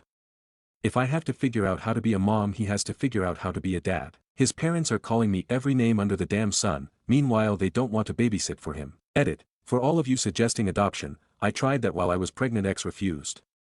I couldn't give the baby up for adoption without his permission. Also, I've contacted a lawyer about getting custody formalized but I haven't heard back. Stories number 12. Best friend tried to take my place and thought she'd win. He gave her the same hell he gave me. I was with my ex from the time I was 13 until I was 27. That's nearly half my life. We had 3 kids together, now 18, 16, and my youngest is 6. We officially broke up in 2019, but the relationship had been falling apart long before that. A year before we ended things for good, we had a short separation, and that's when things took a turn I never saw coming. Our relationship wasn't just rocky, it was abusive. Physically, emotionally, and mentally. I stayed way longer than I should have, because when you're young and in deep, especially with kids involved, you start believing that chaos is normal. That pain is just part of love. During our brief breakup, my ex started getting close to a mutual friend of ours. Someone I considered one of my best friends. She was with me in the hospital when I thought I was miscarrying. She planned and threw my baby shower. She was by my side through moments I thought only a real friend would show up for. So when I found out after our breakup that he was staying with her, half of me couldn't believe it and the other half knew it. He denied everything, of course. Told me I was crazy, jealous, bitter. But little by little, it became clear. She was stepping into the mom role with my kids. Playing house. Trying to be me. She really thought she had won. Eventually, he admitted they were together. And over time, he started telling me all about how unhappy he was. How he was constantly cheating on her. How he had even gotten physical with her, too. Same playbook, different woman. And she, like me, thought she would be the one to fix him. That she'd get the version of him I never had. That he'd marry her, that she'd be the new mother figure in my kids' lives, but the dysfunction didn't stop there. At one point, he had her fighting with another woman, both of them claiming they were the closest to his family, both claiming to be the real one, both saying they had the ring. It was like watching someone else live through the same nightmare I had just escaped. Just chaos, control, and manipulation all over again. Now she's gone. I haven't seen or spoken to her since. He dragged her through the same mud he pulled me through, and worse. And in the end, no one won. All that happened was more pain, more destruction, more lives shaken up by one man's mess. As for me, I stayed single for 5 years after that. I focused on healing, raising my kids, and rebuilding my peace. I had to relearn what love wasn't so I could recognize what it is. And now, I'm finally with someone new. A man who is kind, compassionate, and safe. He brings me flowers, takes me on dates, dances with me in the kitchen, and shows up for me in ways I didn't know were possible. He would never hurt me. He just loves me, in the gentle, steady way I always deserved. I'm still healing, but I'm no longer stuck in survival mode. I've made it out the other side. And honestly, that's the real win. Stories number 13. Aita for shouting at a teacher after she took my CICE in class. Before getting into this, a little background information is needed. I, 17M, was born deaf to a hearing family. My family and I sign at home, but I need to speak while at school as the high school I go to isn't the most accessible or disability friendly. When I was 9, my parents paid for me to get a surgery to receive cochlear implants, CICE, which I only really use when at school or out with my hearing friends that don't sign. I attend a mainstream school and as I stated, it isn't disability friendly. Now, on to the situation at hand. Yesterday I was wearing a beanie in class. Now, usually that wouldn't be a problem when it is my normal teacher, but yesterday we had a sub. The beanie I was wearing was covering the transmitter of my CI, while the part that hooks onto my ear was noticeable. I know that there are quite a lot of kids that tend to get into trouble because they'd wear AirPods or whatever devices people use nowadays for music that aren't headphones, mainly because those aren't allowed in classes. Usually, my teachers are aware of my CI and know that it in fact is not a music device, so I never have any trouble, but this was a sub teacher. She wasn't aware of my CIs at first. Keep in mind that, at first, while doing some assignments, this sub, who we'll call Mrs. K, came up to my desk. I don't know what exactly she thought my CIs were, but she didn't like them. Originally, she questioned me and told me to remove them immediately or she'd have to write me up. I explained to her, made her very aware that what I was wearing were for me to hear her, and even took off my beanie to show her. She pretty much called bullshit and attempted to take my CIs off. This was an absolute no-no. I, on instinct, slapped her hands away and stood up before starting to lecture her, telling her she has no right to try and take my CIs. After this little stir, I sat back down, thinking that the situation was most likely over. I was wrong. A little bit afterwards, she came up from behind me and literally snatched my CIs from off my head. After this I got up yet again and started full on yelling at this lady, telling her that she is not allowed to take assistive devices and threatened to report her. I know in this situation, me getting physical wasn't the right response, but I was scared as hell that she'd break them, so I grabbed her hands and tried to get my CIs back, which I didn't. Of course, after that she called the principal in, and me having no clue what the hell was being said, I just straight up told the principal that she took my CIs and isn't giving them back. In the end, I got my CIs back, but obviously due to me putting my hands on a staff member I got suspended, and my principal said I was in the wrong for the situation. My dad is threatening to report this sub-teacher to the administration. So, am I the asshole? Relevant comments. Commenter 1. What I'm most disappointed in upon hearing this whole story. How did none of this young man's classmates step up for him, try to back him up, or try to help speak for him?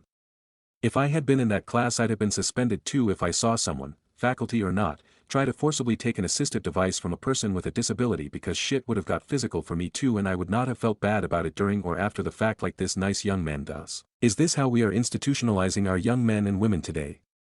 See something egregiously wrong happen to a person but do nothing because you could get a mark on your record? For shame. NTA, but literally everyone else in this story besides your dad is.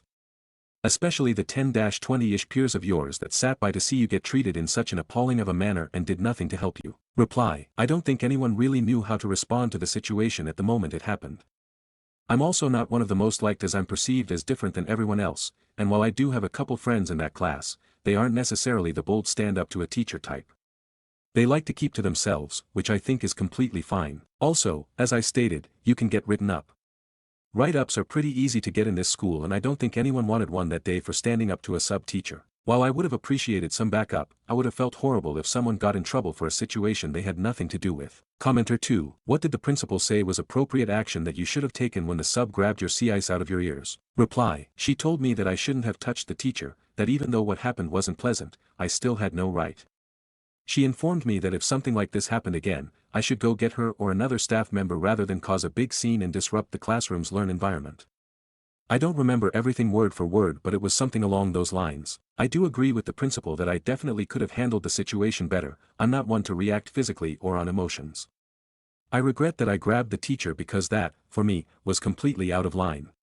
At that moment though, I only cared about getting my cochlear back. When asked by a downvoted commenter if this was racially motivated, well, if you're bringing race into this, I would say the substitute is white or maybe Mexican, I'm not sure exactly, while I'm Black Asian. I don't think race was the issue in this situation. Some people in the comments were saying that I'm probably bigger than this substitute, which I was, so that might be a reason for her to feel threatened in some sort of way. Top comment. Commenter 1. NTA. You clearly explained to the teacher what your cochlear implants were, a medical assistive device, not earbuds, and she still chose to physically remove them from your body twice. That's not just ableist, that's a violation of your rights and potentially even assault. Yes, you touched her hands, but it was a defensive reaction after she invaded your personal space and grabbed essential medical equipment. You were scared, and rightfully so. Sea ice are expensive and critical to your functioning in that environment. The school's response to suspend you is completely backwards. Your dad is absolutely right to report her. This isn't just about you, it's about ensuring no other disabled student has to go through that again. Small update. Okay, so I've been trying to read all the comments, but there has been a lot, so bear with me please. I also haven't been focused on replying to comments as much as I've been focused on reading them, so I will start replying to comments. This update isn't necessarily on what my parents plan on doing, as I haven't figured that out yet, so this will most likely be a short update. First off, I've seen some people talk about how this is a brand new account with no previous history. The reason for that is because this isn't my main account. I made this one for this post so that I could keep myself anonymous as my friends and some outer family know of my actual account. It's kind of a, I don't want this to be traced back to me thing. Second, I've seen a lot of people asking for my school name and where I live. I will say right now that that will be a no. For my own safety and also as a minor, sharing that kind of information scares me and might even put me at risk, I don't know. But also, as I said above, I want to keep myself anonymous, that being for my own safety and my family's safety. Third, a couple comments mentioned how I'm probably bigger and stronger than the sub, so I was most likely perceived as intimidating. This topic actually made me think about that, so for a little information on that, I'm 5 feet 9 inches and I do in fact work out, so I do understand where some people are coming from when they say I might be intimidating to the sub. Though this information probably doesn't mean much, there you go. Next, my main purpose for posting this was to get some advice as to what I should do more than if I was the asshole. In some areas of the situation, I do see that I was in the wrong, while some other areas I don't think I was wrong, but sometimes your mind can play tricks on you and make you think you did too much. One thing I do know about this whole thing is that my parents are going to be confronting the administration and report the teacher, and from my parents reading your comments, the principal as well, also they're going to try and get my suspension removed from my record. I also know that my parents are done with me going to a mainstream school, because believe it or not, I've dealt with plenty of similar situations like this with students rather than teachers, and my parents are pretty sick of it, me as well, so they want me to go to a deaf high school, whether all this hopefully won't be a problem. But the issue with that is that there isn't a deaf school in the area I live, so they're wanting to move, though with the economy we live in, I don't know how well that will work out. If you have any questions, please let me know. This update was longer than I anticipated, even though it isn't necessarily an update but rather a quick informative thing about some things I've been seeing in the comments. I'll make sure to give an actual update once I find out what my parents plan on doing regarding lawsuits and all that. Update 2. So my parents talked to me yesterday about what they plan on doing, but I didn't want to update immediately because I kind of just wanted to process the information first and hang out with my friends. So, for starters, a lot of your guys' comments were helpful, so I thank you all for your advice and other helpful suggestions. It helped my parents come up with some ideas of what to do and how to proceed for the future. To start off, my parents do in fact plan on taking legal action against the sub and the school. Legal actions against the substitute because of what she did, and then legal actions against the school for not reprimanding her, as well as continuing to let me be bullied throughout the 3 years I've attended this school, regardless of how many times we've reported it. I have a couple of my friends that will give input about what happened as they were there and saw what happened, so hopefully there isn't any chances of the substitute working at that school again. Don't get mad at my friends for not sticking up for me. My friends are very quiet and don't like to confront things. With further education, my parents don't want me going to mainstream schools anymore, so they are pulling me out of the school I've been going to, and then I'm going to do some online work until we move to an area with a deaf school. I've gotten some information from people about some deaf schools in the US, so my parents have been looking into those schools. Please, if you have any other information suggestions about deaf schools within the US, let me know because that'd be great. Due to us taking legal action, this post will most likely be taken down shortly, so I do apologize if this gets deleted. Even though this is an alternate account, I don't want to take any chances with anything getting led back to me or being used against me. This will most likely be my last update. Again, thank you all for the advice you've given and the support. I really appreciate it. Stories number 14. Aita for telling my biological parents to treat me like their new kid's uncle who they only see at family gatherings. I, 17M, have been raised since birth by my maternal grandparents. Grandma and grandpa are mom and dad to me, and that's what I call them. I'll call them that here. I'll call my bio mother Elsie and my bio father Johnny. Elsie and Johnny had me when they were 24 and 27. They told my mom and dad right before I was born that they weren't ready to be parents, and Elsie asked if they'd raise me. My mom and dad agreed, and they got custody of me after I was born and raised me as theirs with the understanding of who my bio parents were and why I was so much younger than my siblings, or aunts and uncles biologically. I didn't have a relationship with any paternal side.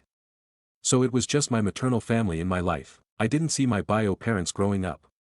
They called my mom and dad occasionally, but the relationship they had was incredibly strained and the calls stopped after a bunch of years.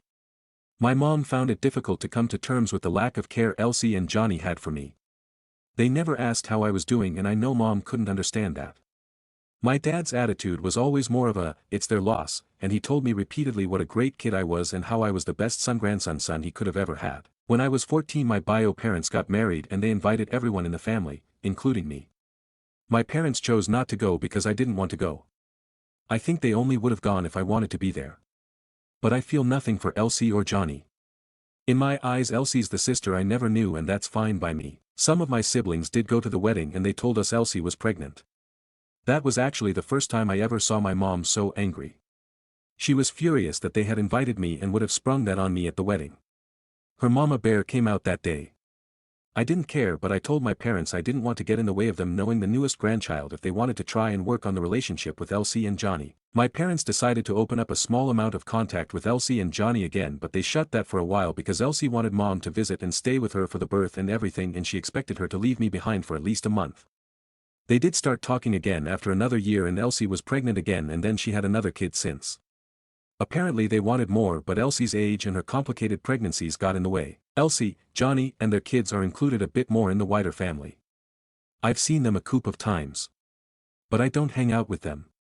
The last time was a couple of weeks ago, and they told me we needed to talk and figure out my relationship with their kids and what we should tell them. I rolled my eyes at the we part. Then I told them there was no we in that, but they should treat me like their kid's uncle who they only see at family gatherings. They looked shocked by that, and Johnny said they thought I'd want to be a brother. I told them I already am, the baby brother, but still the brother. I said I wasn't interested in them or their kids and that none of them are my actual family. They said my expectations are unrealistic and I'm the brother, not the uncle. I said my parents are the people who raised me, Elsie is their daughter, making us siblings. I said they were no mom or dad to me and should keep it that. They got really annoyed by my response and they said I was not only unrealistic but I should be a part of what their kids know. I ignored them, so they started calling to yell at my parents, and my parents went off on them. They said they handle it how they did. Be honest, but treat it exactly as I explained, because that's the reality that they, Elsie and Johnny, established. It's caused way more of a reaction than I expected. Aita for it. Stories number 15. Aita for not laughing when my husband joked about my hobby job in front of his boss. My husband was invited to this work dinner at his boss's house and his whole office was invited. My husband has a higher paying job than mine and it doesn't really bother me because I love what I do, but he does lack interest in my work because of it. The first iffy thing was when we were getting ready, he gave me a check or something like that where he gave me the rundown of dinner etiquette. I know dinner etiquette, my parents used to host this kind of dinners all the time, so yeah, I know how to act and how to behave. All his coworkers were going to the dinner and they brought their wives with them, so it was pretty packed. Dinner was nice until we were in the dessert portions. My husband's coworkers started talking about their wives and their hobbies. My husband brought up my hobby. I'm a journalist, and I write stuff once in a while. He talked about some of the stuff I've written, describing it as silly. I didn't say anything and smiled awkwardly, but he just kept going, saying he doesn't read my stuff because he doesn't want to be all up in my head. When we got home I talked to him about the jokes and said I didn't find them funny, but rather somewhat offensive and disrespectful towards my work. He told me to learn how to take a joke. I tried to ignore it, so I just kept doing my thing, but then he started getting hands and I rejected his advances because I was still sour about dinner and he got upset, so we went on and on about the dinner thing. I wasn't even addressing him making fun of me, I was generally upset over the hobby thing, because it's not a hobby, it's my line of work which I love and am very passionate about. He admitted to maybe being in the wrong for the jokes, but that they were based on fact. I grew up significantly wealthier than him. I do not leech off of my parents, nor do they send me money out of free will. My parents have never said or done anything to make him feel inferior, and they get along very well. We met when I was going through some sort of hippie phase. I wasn't talking to my parents and I did not get along well with them at the time. I was some manic pixie dream girl at the time, and I think he got way too attached to that version of me. I was 25, I'm 32. He called me dull and compared me to my mom, which isn't bad in and of itself, but he said it as an insult and said I was becoming a suburban mom. We have a son, he's 2. I feel like he doesn't really appreciate me as a person or care about me as much as a husband should for his wife. I get what he's saying, but I'm getting older, I'm a mom and I'm advancing in my career and have a lot on my plate apart from that. I do love my husband, I married and started a family with him for a reason, but maybe I took the joke too seriously. I'm not sure if I blew it too out of proportion because I asked friends and they said that maybe I took too seriously, etc. Stories number 16. AIO for demanding to be paid after wearing something inappropriate to babysit. Hi. I am 15 and have been babysitting this family for over a year. They are more on the conservative side, and a lot more religious than my family, but they are generally nice and I love their kids. I did not receive payment from them the last time I babysat, and so I reached out and they are now saying they will not pay me the full price because I was wearing something inappropriate.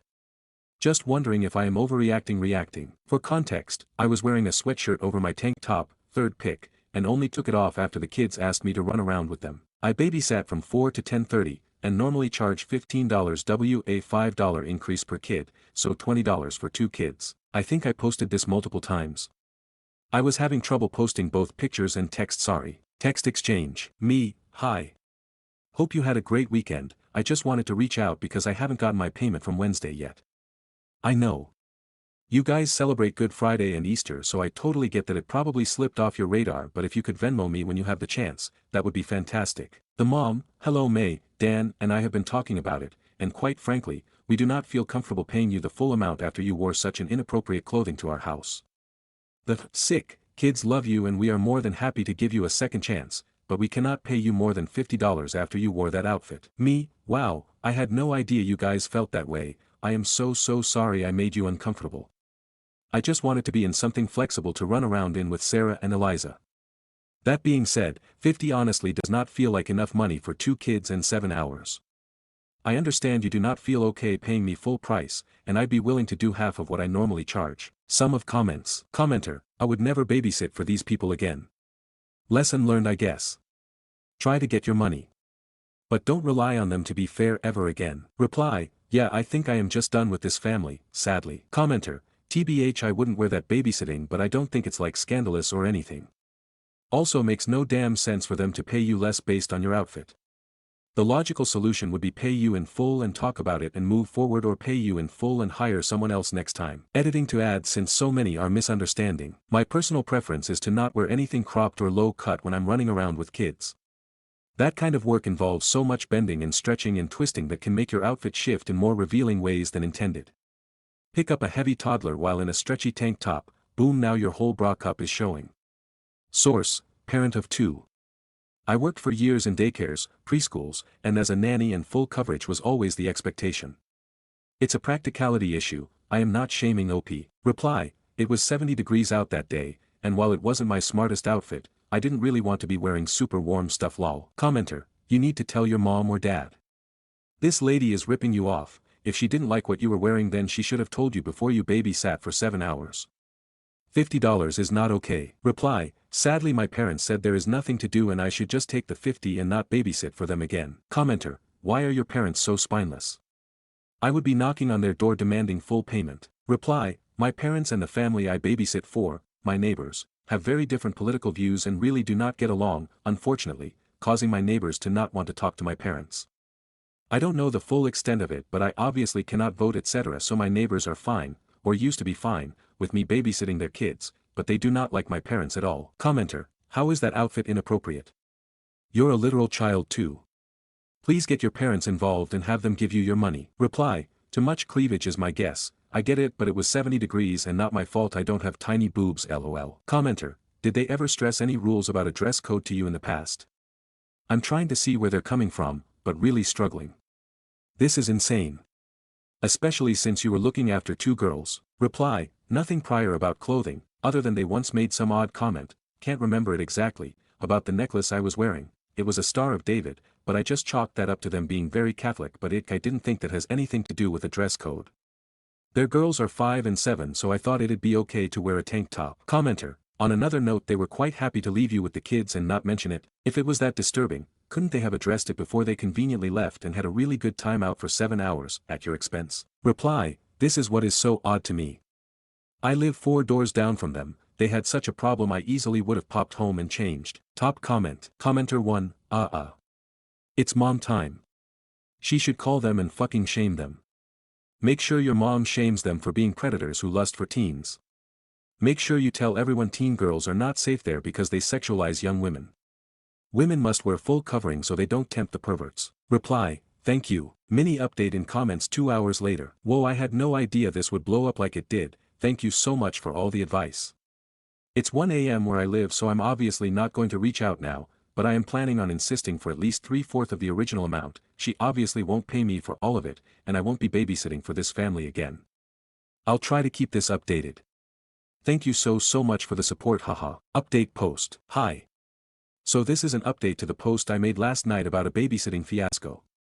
First of all, I had no idea it would blow up like that. From the bottom of my heart, I am so grateful for every single person who took time out of their day to write out a reply, it truly was so helpful. If you didn't see that post, I'm May, I'm 15, and the parents I was babysitting for refused to pay me because they found my outfit inappropriate. Around the same time the post started to blow up, my mom sent out an email to my neighbor the mother. She never got a response, which was not very surprising, as they do not get along very well due to opposing political beliefs and religions, etc. My mom is Jewish, she's very Catholic.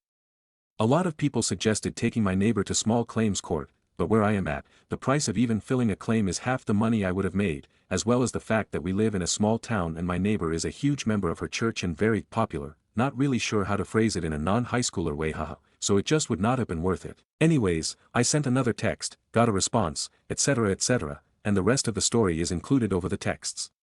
Again, thank you so much for all the kind words. Side note, a lot of people have asked where I got my tank top. It's from Brandy Melville, the Skylar Stripe Lace Tank. Text exchange. Me, hi Marianne, I apologize for the double texting. I know your kids are on break this week, but you haven't responded to my text or my mother's email. I have been thinking about the last couple texts, and while I feel awful that I offended you and Dan, we had never gone over ground rules about clothing, and I do not think it is fair for you to go back on your word. I think that it is the best decision for both of us if you pay me in total and we can put this behind us. The mom, May, I have known you since you were a little girl and it is quite disheartening to see that you have grown up into another version of your mother. Nevertheless, sick, Dan has Venmoed you $150. Me, I will take that as a compliment. I think my mother is an awesome person. I received the money, thank you. The mom, you were so lovely growing up and we, sick, always prayed you would find a sliver of normality among your parents. I do not think we will be using you as a sitter anymore. Me, honestly, I do not feel comfortable coming back in your house anymore, considering the way you have treated me, talked about my parents, and attempting to use me plus go back on your words. I highly doubt I will be recommending you to any of my friends who want to get into babysitting. Have a good week. Sum of comments. Commenter, you are wise beyond your years. Nicely done here, you should be proud of yourself. Reply, thank you so much. I was raised by great parents, smiley face. Commenter, do you know what she meant about your mom? Clearly it wasn't anything good. I am glad you got the money you earned. Lots of adults do a much worse job standing up for themselves than you did here. I am really impressed. Reply, my parents plus her and her husband don't get along. My guess is politics, religion, but I don't really know everything since I've been babysitting for them for years and my mom always said she didn't want their friendship, or lack of, to affect me. We had a "Doctors for Abortion" sign on our yard after Roe v. Wade was overturned, and all I know is we had to take it down because one of our neighbors complained. My parents wouldn't tell me who, so this is all guesses, huh? Commenter, can you include what your mother said? Reply, I'm honestly not quite sure what my mom said in total, only got to look over the email quickly, and I don't think she would want me posting it on Reddit, I'm so sorry. Commenter, hopefully you showed that text chain to your mom, she'd be proud of you. Reply, I'll show it to her when she wakes up. I learned from the best, very grateful for her. OOP adds one more comment. Truly thank you guys so much for all the kind comments, I wish I could reply to all of them and thank everyone. Babysitting has its ups and downs and I love it, and most of all, I love the little kids I take care of, and it breaks my heart knowing so many little kids out there don't have access to the things I do. Stories number 17. My 22F and boyfriend 23M best girlfriend says they slept together. So here's what's been happening, and yeah, it's a lot. I've been with my boyfriend for a little over a year now. Things were great, or at least, I thought they were. Until she messaged me. His best friend, let's call her Anna, texted me out of nowhere, saying they slept together at the beginning of our relationship. Not only that, she told me she didn't want me to tell him she confessed. According to her, she felt guilty and thought I deserved better because I'm a nice girl. But she made it very clear, do not tell him. She kept saying how it would destroy her friendship with him, and that she was upset with him for something he said or did back then, which she still hasn't fully explained. I asked for details, how many times? When exactly? Did it overlap with when we started dating? She just kept crying and repeating, it was a mistake, I'm sorry, and telling me not to ruin her relationship with him. Then she told me if I really wanted to break up with him, I should just make up another reason. What? I'm stuck in this weird emotional limbo where I feel betrayed by both of them, her for doing it and him for possibly hiding it, but also manipulated because she dumped this on me and now expects me to carry it alone. I don't even know if she's telling the truth, or if this is some twisted attempt to sabotage us. But her desperation feels real. Almost too real. I haven't told him yet, but I plan to. I just need to collect my thoughts first and approach it in a way that won't let either of them dodge the truth. If he admits it and owns up, that tells me one thing. But if he lies or shifts blame, well, I'll have my answer, won't I? And the weirdest part? I keep asking myself, why now? Why would she suddenly confess, randomly, with no warning? What changed? Did they have a falling out? Is she jealous? Or, is there something bigger happening that I don't know about yet? I'll update soon after I confront him. But something about this whole thing feels off. Really off. Update. So I finally confronted my boyfriend. I waited until we had a calm evening alone and just laid it all out. I told him that Anna messaged me, that she claimed they slept together at the beginning of our relationship, and that she begged me not to tell him. His reaction? He froze. Not the kind of guilty panic you'd expect, but like his brain short-circuited for a second. He immediately asked what exactly she said, like he was trying to measure how much I knew before he chose a response. That already rubbed me the wrong way. When I repeated her words, he let out this long sigh and said, it wasn't like that. I asked him what that meant. He said they did hook up once, but that it was technically before we made things official, even though we had already been seeing each other and talking daily. He kept saying he didn't owe me the truth back then because we hadn't defined the relationship yet. He admitted he never told me because he didn't think it mattered once we got serious. But then, I reminded him, he kept her around. As his best friend. He let her smile in my face, hang out with us, give me advice about our relationship. He tried to downplay it, saying she was just a friend and that whatever happened between them was ancient history. I asked him if they ever hooked up again after we became official. He swore they didn't. He seemed more annoyed at Anna than anything else, accusing her of being dramatic and trying to stir up problems. But I couldn't shake it. If it was so innocent, why did she beg me not to tell him? Why was she crying and panicking, as if she knew this would ruin something? And here's where it got weirder. Later that night, Anna texted me again. She asked if I had told him yet. When I said yes, she just replied, be careful. He lies easily. I haven't responded. Now I don't know who to believe. Him, acting like it's no big deal, or her, being messy and emotional but maybe, warning me. I feel like I just stepped into some kind of emotional landmine, and I don't know where the next explosion is coming from. Update. After Anna's last message, be careful. He lies easily. Something in me shifted. I started replaying every conversation I'd had with my boyfriend over the past year. Things that seemed small at the time now felt calculated. Like how he always made sure I got along with her. Like how he'd joke about how crazy she could be, almost as if he were planting the seed in advance that she couldn't be trusted. I didn't reply to Anna again. I needed time to process. The next morning, my boyfriend acted like nothing had happened. He kissed my forehead, made us coffee, and scrolled on his phone like we hadn't had the most emotionally confusing conversation the night before. That calmness made me suspicious, like he was trying to smooth everything over before I started asking more questions. So I did. I asked him, why was she crying when she told me? Why would she sabotage herself if it wasn't true or serious? And that's when he slipped. He said, she's always been emotional. She begged me not to tell you back then because she regretted it so much. Back then, that means they talked about it. He admitted that she was scared it would ruin their friendship, so they agreed to pretend it never happened. They made a silent pact, and I was never supposed to find out. At that point, I realized two things. He did lie by omission. He let her get close to me anyway. On purpose. And I don't know if that's worse than the lie itself. And here's what's truly messing me up, I don't think he ever planned on telling me. If Anna hadn't messaged me, I would still be in the dark. Now I'm questioning everything, not just the moment they slept together, but all the dynamics. Did he keep her around out of guilt? Did she keep quiet hoping he'd choose her someday? He still insists he's committed to me and that it was just a mistake in the beginning. But now I can't stop wondering, if that moment meant nothing to him, why does it mean everything to me now? Final update. After he admitted they slept together, at the beginning, and agreed to hide it from me, I told him I needed space. He begged me to stay, said he didn't want to lose me over one stupid night before we were serious. But the truth is, it wasn't just one stupid night, it was the web of lies that followed. I met with Anna in person. I needed to see her face, hear the full story. She told me it happened a week after he and I had our first date, when we were texting every day, when he was calling me the one, when I thought I was falling in love. She cried the whole time, not just for what she did, but for what she let me walk into. The worst part? She admitted she still had feelings for him. And that sometimes, even now, he'd message her at night, just to talk. Not sexual, she said, but emotional. Intimate. Like she was still a backup plan. That was it for me. I went home, packed a small bag, and told him I was leaving. Not just because of the past, but because of the person he still is, the kind of man who lets two women orbit around him like emotional satellites, always unsure, always reaching. He tried to argue, said I was overreacting, said it was so long ago. But I told him this, you didn't cheat once. You just never stopped lying. I moved back in with my sister that night. I don't know what comes next, but I do know this. I'd rather rebuild alone than keep pretending I'm safe with someone who broke me in silence. Stories number 18. Aita for letting my sister hold my baby against our mother's wishes. I, 29M, have a newborn baby.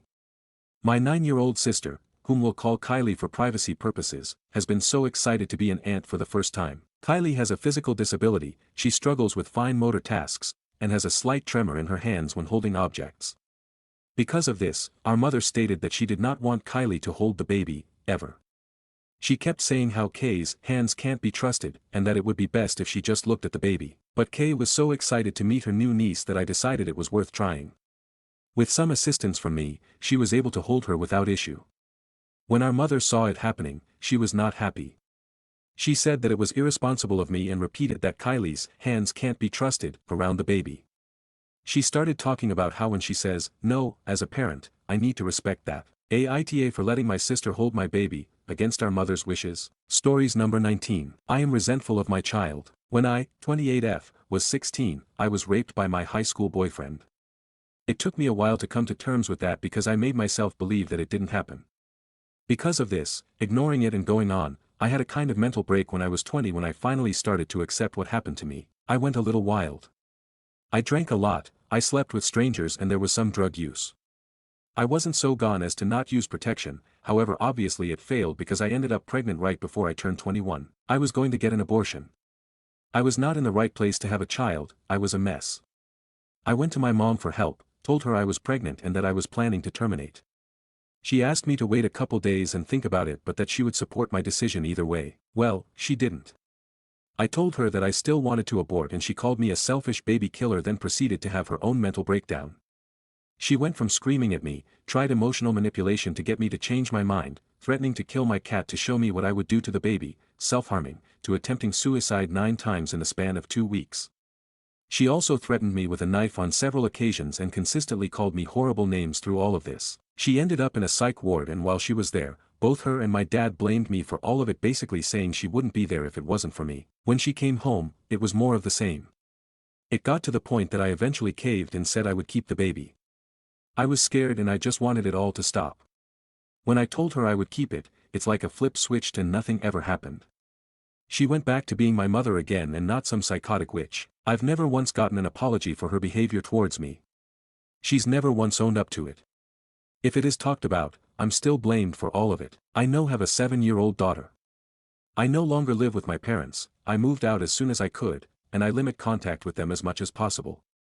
I can't look at my mother anymore without seeing red. She cannot understand why she's not allowed to see her granddaughter without supervision. But now, when I look at my daughter I feel nothing. I don't feel the emotions that a mother is supposed to feel towards their child.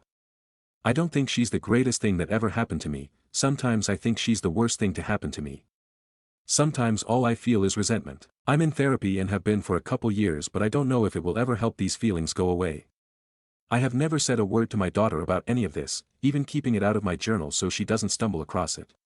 But every day, I wish I had stuck to my original plan and not caved to my mother. Edit. First off, I would like to thank those who offered words of support. Thank you for being kind and offering encouragement. A few comments have helped me see things from another perspective. Sometimes words from a total stranger are really helpful, and I have booked a double session with my therapist to go over this. I'd like to address some things I've seen in the comments to help clear some things up that I don't believe were made clear initially. I've seen a few comments about having my mother take custody of my daughter. That is absolutely not going to happen. The story I've given in this post is one of many that I have of my mother. She is emotionally and physically abusive and I do not want her anywhere near my daughter. The last time they had contact was around last Christmas and I'm working on that being the last time my daughter will ever be around her. 2. I do not hate my daughter. I feel resentment, which I understand is focused on the wrong person, and is why both me and my daughter are in therapy and have been for a while. We will likely continue to be in therapy for years. 3. My rapist is not the father of my child. I was raped at 16 and gave birth to my daughter at 21. Her biological father is a man I met at a party and we had the unfortunate luck of faulty contraception. He signed his rights away and does not have contact. 4. I know there is a very good chance my daughter is picking up on my feelings, if only subconsciously. I am trying my best to make sure that she doesn't internalize that, and she has been in therapy for the past 1.5 years. She enjoys talking to her therapist and I will keep taking her for as long as she needs wants. Whether or not you believe me, I am trying my best. This is not what I wanted in life, but I am trying to work with what I have been dealt and make sure my daughter does not suffer from my failings. Stories number 20. I stake my reputation on the fact we don't need any extra staff. Years ago I was a union delegate for a hospital that underwent expansion. More services, more beds, an extra operating theater, etc. Before the expansion opened, the usual fight between the unions and management started over staffing. We went in really well prepared and management took it well, offering staffing we wanted. We had a final meeting with about 40 people in the room, HR, department heads, and the various unions. We get to a department I will call ABC and the department head say we don't need any extra staff except for nurses.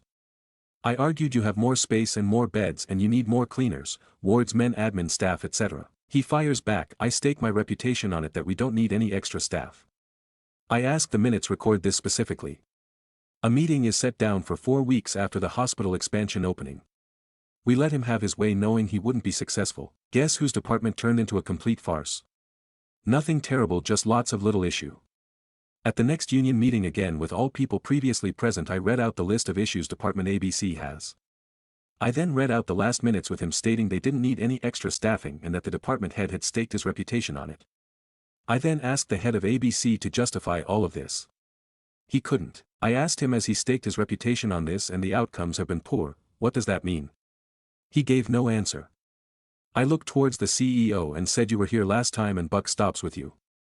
He agreed to review the situation urgently. The union placed the hospital into formal industrial dispute at the meeting over the lack of staffing in Department ABC. The next day the CEO sends out an email stating, after a brief conversation with the head of Department ABC, he has chosen to seek different career opportunities. Stories number 21. Aita for telling my girlfriend I found her past gross even though I didn't want to tell her. So recently I found out my girlfriend has a colorful past. She was once a groupie, and did a lot of group sex with the band. My personal thoughts. Kind of gross to let yourself be a toy to a whole group just cause they play music well. And kind of gross to make someone your toy and share them with a whole group. So yeah, I think the guys involved were gross too. And in case you're curious, no, I have never had group sex. I was never interested. And honestly, I think anything involving more than 5 people is straight up gross, regardless of gender. Now, I'm not gonna break up with her over this, I get that's in her past. Anyways, my girlfriend asked me what I was thinking, in regards to the night I found out. I told her I hadn't think about it. Which is true tbh, at that point I kind of forgot. She insisted on talking about, but I really didn't want to. She got upset and kept pressing me. I told her it's a really bad idea. I asked if she really wanted my honest opinion, she said yeah, and well, she got upset. I told her that this was on her, and that I'm not gonna pretend that I don't find it gross. Comments. Commenter 1. I think it's funny that you draw the line at 5. Commenter 2. NTA. Don't ask questions you don't want the answer to. You tried sparing her feelings and she didn't stop pestering you about it. It isn't everyone's cup of tea and your girlfriend should accept that. Commenter 3. NTA. I learned early on don't ask questions you don't want the answer to. Update. So me and my girlfriend had a long heart-to-heart. And we made up. I told her I still loved her and that hasn't changed at all. She did confess she was afraid I was gonna break up over this, but I assured her that I want to be with her and that she's the love of my life. She was relieved, and we are okay now. So yeah, everything turned out fine. I'll say a few things though. It feels like a lot of you really tore into my ass last time. I want to be clear on something. Just cause I found it gross, on all sides men and women, doesn't mean I find it immoral. A lot of you were like, it was consensual. Or, she was a free woman. Or something. Feels like a lot of you don't understand finding something gross. I mean, people shit on each other all the time. If I was into shit in my past, do you really think my GF won't have some personal thoughts on it? Heck, I'm sure most of you would find it gross. Oh, and I'm never telling you all which band. Comments. Commenter 1. You tell me what band it was. I promise I won't tell. Commenter 2. So it was the Wiggles. Commenter 3. It's as okay to be grossed about it as it is for her to do it. If you acted on the grossness and treated her poorly, then you'd be the asshole, but simply being grossed out by it, nah, that's okay. Stories number 22. My grandma is surprised that I don't want her attention after ignoring me for most of my life. To give you a little context on the kind of relationship me and my grandmother had, for 20 years she spelled my name wrong. Every card that was sent had my name was spelled wrong. On my 21st birthday, she sent me a card that had my name spelled correct, and I, along with my mother, were so shocked that we were wondering if she had actually sent the card. Growing up my grandma was really close to one of my cousins I'll call Mike. I just assumed it was because she and Mike lived close while I only got to see my grandma on holidays or family vacations. So like once or twice a year. So the moment that made things click for me was when I was around 12 and we were taking a family vacation. We decided to go to a museum specifically for a Native American exhibit as my grandma says we are Native American, literally no evidence of that. But once we got to the gift shop, my grandmother had bought herself and Mike matching necklaces. I remember feeling very bad and left out. So I asked her if I could get something to match with her as well, and to summarize what she said. Oh well, it's just a thing with Mike and I. We just really bond over our Native American heritage. You don't know much about it so it wouldn't make sense to buy you something. It was at that moment in my head I was like, oh so you're just never going to acknowledge me and my feelings. From then on I never went out of my way to vie for her attention. Cut to several years later and I'm an adult and my grandmother is 79. My aunt had planned an all-girls cruise for our family. The entire time my grandma kept wanting to join me for things and kept asking me about my plans. I found it all very weird because she showed literally no interest in my life prior. And she was shocked when I didn't want to do anything with her one-on-one. I talked to my mom about this and she was like, "Yup, that's her. Her love goes to highest bidder." I think now that she's really old she's worried about the lack of connections she's made with family and doesn't want die alone. I kind of felt indifferent about the whole thing. Sort of like, it sucks to suck mentality. Which I do feel guilty about because she is my grandma, but relationships are a two-way street and my grandmother made no effort and seemed to go out of her way to make me feel bad. I'm not going to ignore her, but I'm not going out of my way to placate her because she now suddenly feels guilty. Especially if that guilt comes from a place of self-interest. Edit. I just wanted to add some positivity to this mess. I have been building a relationship with my grandmother from my dad's side. The only reason we weren't close is because my parents divorced when I was a baby and my grandmother lived on the other side of the country, so it was hard for us to communicate and see one another. Now I talk to her on the regular and she is super supportive and sweet. She always ends her messages with, "I love you and remember you can always call your grandmother if you need anything." And it's very clear she doesn't have favorites, she loves all of us grandbabies equally, even the ones not related by blood. Stories number 23. Aita for breaking up with my GF after I found out she slept with someone while dating, and lied about it. When I first started dating my now ex, and asked her if she wanted to be exclusive, I asked her two questions. Was she seeing anyone else? She said no. And 2. has she slept with anyone else while dating me? She said no. She did ask me why I asked her that. I told her that I believe that if you sleep with someone else when dating others, that makes us incompatible. 'Cause to me that means she either doesn't see sex the same way I do, or if she does see it the same way I do, then it means she chose someone else over me. We hadn't slept together by then, by the way. So, after that, we were together, for about a year and some months. I found out that she had in fact slept with someone else while dating me. Honestly, there wasn't anything she could have said, but I figured I should let her talk. She said it meant nothing and that she didn't want that to ruin a good thing, and that I shouldn't let something so meaningless ruin our relationship. I told her that she lied to me, and that I was very clear on my end. I told her we were done. She kept insisted that our relationship is good, and that it was a good thing she lied. I told I'm not gonna reward her lying. I do feel kind of guilty tbh, but she lied to me when I was as clear as possible. Update, Aita for breaking up with my GF after finding out she slept with someone while dating, and lied about it. So my now ex came by to my place to pick up her things. Or wheel, at least that's what I thought she was doing. She said she still wanted to talk about us, that she wanted to stay together, and asked for a chance to hear her out. Against my better judgment, I agreed. I think on some level, I'm hoping to find something to change my mind. Despite what I may seem like, I do love her, but I don't think I can trust her anymore. Sadly, nothing she said really changed my mind. She actually used a lot of the arguments I heard in the last comment section. She told me that she knew the other guy better but liked me way more and that our relationship was way better than anything she had with the other guy. I told her that didn't change my mind, because in my mind, she chose him before me. She told me that wasn't the case, and then I straight up asked her why she slept with him before me then. She told me that it was just different and that it wasn't a comparison. I told her I didn't believe her. She then asked me what I expected her to do. If she told the truth, I'd have broken up with her, and she lied, I'd have still broken up with her. At that point, I knew I just wasted my time talking to her, and I asked her to leave. Thanks for all the support, TBH. I think my last post made me feel more ready for my ex's visit. Stories number 24. My parents are harming my 5-year-old's health and ignoring me. What should I do? My 5-year-old son has gained a lot of weight just over the past year. I do my absolute best to set healthy eating habits and encourage physical activity. The biggest issue I'm facing is my parents. I'm a young single mom currently in nursing school, so I rely heavily on my mother and father for school drop-offs and pickups. I am extremely grateful for their help, but they do not respect the boundaries I set for my son. It's been a recurring issue, they simply don't listen. When I ask my son if they let him drink juice or soda, he usually says no at first, but eventually admits that they told him to lie to me. This isn't new behavior, either. When he was supposed to transition from bottles to regular milk, they hid bottles from me and ignored my wishes then, too. When I confront them, they get mad, yell at me, and make me feel horrible. They pretend to agree with my rules, only for me to find out later they lied.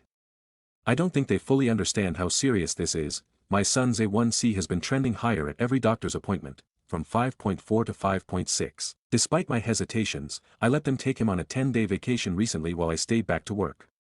When he returned today, he looked like he had gained 10 pounds. His chest and stomach looked noticeably swollen. For context, growing up in their house, I was obese most of my life. I was pre-diabetic by 15, and my mother even started the weight loss surgery process for me when I was 16. I didn't actually have surgery until I was 20. It makes me so angry and upset because they know I need their help, but instead of supporting my parenting, they do what they want, jeopardize my son's health, and even coach him to lie. I feel trapped between needing their support and wanting to protect my son's well-being. What can I do in this situation? I'm genuinely at a loss. Stories number 25. Old balls got handed to him. This was a really short and sweet, immediate petty revenge moment. I was enjoying a cup of coffee on my back porch. We live on the 10th hole green on a golf course.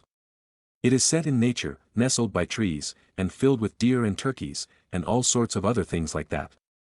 It is a very, Keep Tahoe Blue, kind of place in the Sierra foothills. This entitled prick of a man in his 70s, cruises to the green on his golf cart, and proceeds to jump out of the cart with a lit cigarette in his mouth, that he just throws on the ground, still lit, before putting his ball. I was kind enough to wait for his shot, and then when he walked back to the cart, I asked him if he was going to pick up his cigarette. He rolled his old man eyes at me, and I looked at his friends and said, "Really, you're gonna let this guy throw his nasty cigarette butt? It's not his personal course." They weakly shrugged their shoulders and they all drove away. I put down my coffee, and walked out front to my driveway, off to the side, out of view. The next tee is directly across the street from my driveway. So as soon as the old man put his ball on the tee, and takes his driver back, I immediately yell, "You FN litterbug," at the top of my lungs, and completely ruined his shot. The ball literally bounced off his own golf cart and he practically threw his driver. It brought me immense amounts of joy. Thankfully, he had the foresight not to retaliate, and they all drove off down the fairway. Stories number 26. To fool by leaving my laptop unattended at a coffee shop and now my work life is in tatters. I, 32M, a teacher, decided to grab a coffee after a long day. I brought my work laptop with me because I needed to quickly check emails and make sure the built-in DVD player was actually working. We're starting The Great Gatsby next week, and you know how technology can be. So, I set up at a table, plugged in my headphones, and hit play on the movie to test it out. Then like an absolute idiot, I didn't even think to close my laptop. I just got up and went to the restroom. When I came back, I noticed a commotion near my table. The coffee shop staff looked flustered. As I approached my laptop, one of them quickly apologized, explaining that they had just had to ask someone to leave due to some inappropriate behavior with my computer. I looked down at my screen, and my email inbox was open. This person had apparently decided to have a little fun by mass deleting my emails. The staff were apologetic but couldn't provide any details about the individual. The damage was done. I spent the rest of the afternoon panicked. I have absolutely no idea how I'm going to recover from this. I feel like the biggest idiot in the world. I feel so incredibly irresponsible. I don't know if I can ever fix this. TLDR, left my work laptop unattended at a coffee shop to use the restroom. Some random person mass deleted my work emails while I was gone. Feeling like a complete failure because of my own stupidity. Stories number 27. Aita for telling my ex-husband his newest children are nothing to me and my extended family. My ex-husband and I share custody of our 2 children, 12 and 10. Our marriage ended in a way that caused a lot of conflict and resentment. He turned somewhat emotionally abusive when he told me he was done, and he said he found me disgusting and repulsive and that he had wanted to cheat so many times because why the thought of sticking it in me made him want to puke. He'd been off for a little while prior to that, but the outburst was unexpected. It was unsettling because he brushed off his off mood as work stress and then he just unleashed all that stuff onto me. He later confessed to cheating twice. Any hope for us to be friendly after the divorce ended with how he ended things. My family all hate him for how he spoke to me, but the kids don't know. I never wanted to drag them into this, and once he wasn't treating them the same way, I was happy they weren't mixed up in everything. After a couple of years my ex-husband tried to act like nothing bad had gone down, but I put some firm boundaries in place. I don't answer social calls or texts and eventually got a co-parenting app in place to make communication better. I still can't block him, but it means I don't need to respond via text at all. He attempted to act all buddy-buddy when his new wife was expecting their first child together, and he even tried to suggest my extended family could come to the baby shower. None of them were ever going to go, and I certainly wasn't. But he's had this weird expectation for a while. This bubbled over recently when we were attending a meeting with our youngest child's teacher. My ex-husband complained that my parents had seen him, his wife and all the kids in public, but hugged ours and kept things distant with him, his wife and their children together. He said they were already walking away, but one of his younger kids wanted a hug. He said they never make the effort to be in his younger kids' lives, and he complained that I never make the effort either. He said we're all one family in some way or another. This is where I might have been an asshole because I told him his newest children are nothing to me and my extended family. That yes, they are the half-siblings of my kids, but that I am not their aunt or their kinda mom figure or their family friend. I told him he destroyed any chance for friendship with how he treated me, and my family wasn't going to forget it either. We didn't talk again about it during the meeting or after. I left immediately. But my ex-husband has texted repeatedly since then telling me how wrong it is to consider his children nothing and how our kids must be picking up on it because they treat each other better than the younger kids. That was the first I heard of it. But the repeated texts have gone unanswered by me. But I can see where I may have been wrong to say that. So Aita, stories number 28. My late husband's best friend confessed he's been waiting for me. I feel confused, not flattered. I'm a 38-year-old widow and mother of an 11-year-old boy. My husband passed away 3 years ago in a car accident. His best friend, let's call him Jay, has always stayed around helping with errands, occasionally checking in, even helping my son with his homework when I couldn't. A few nights ago, after we had a glass of wine in the kitchen while my son was asleep, he confessed he's been in love with me for years. He said he didn't speak while my husband was alive, out of respect, but now believes maybe we're meant to be. I was stunned. This is someone I trusted like a brother. I didn't know how to respond. A part of me feels guilty for not immediately pushing him away, and another part of me feels even guiltier for wondering what if. I feel emotionally overwhelmed. I don't think I'm ready for anything, but I also haven't felt desired or emotionally supported in so long. I don't know what to think. I guess I just needed to share this somewhere anonymously.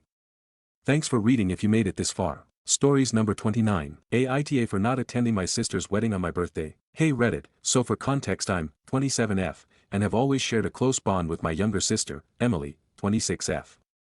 We've generally always celebrated birthdays, holidays, basically everything together.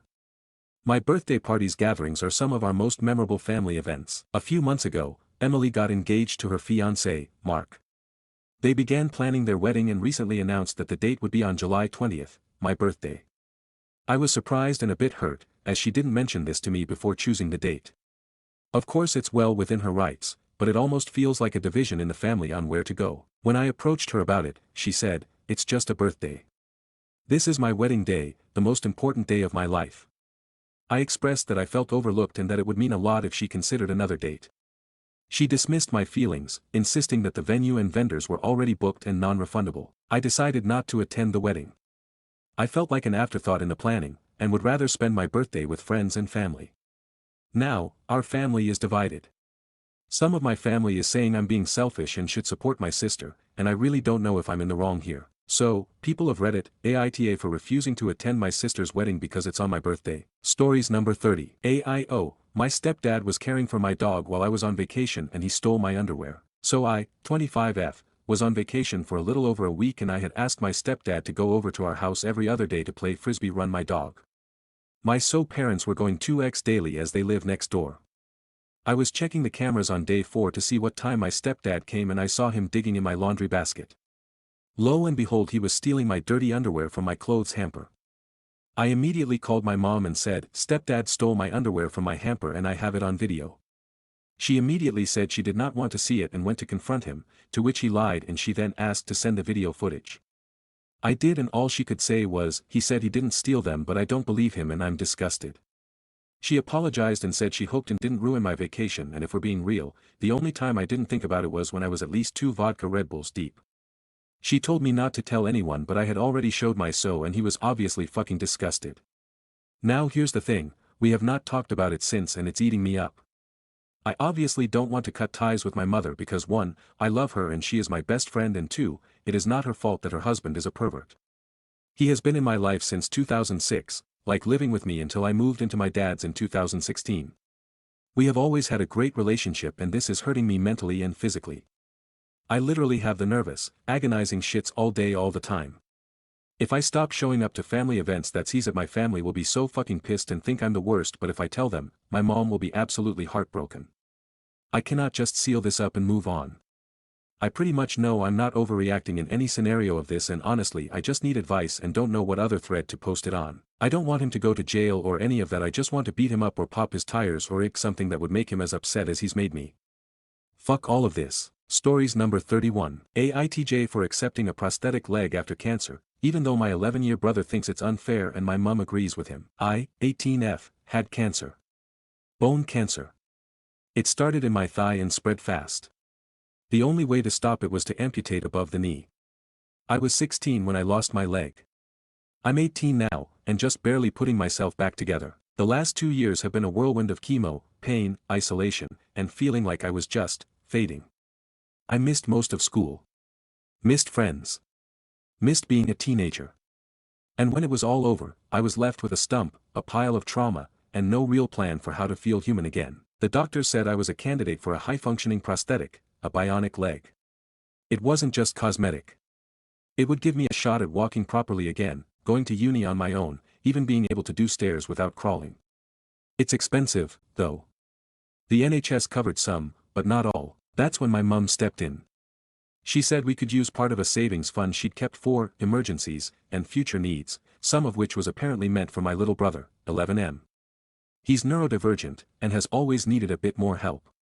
He's smart and sweet, but also very emotionally intense.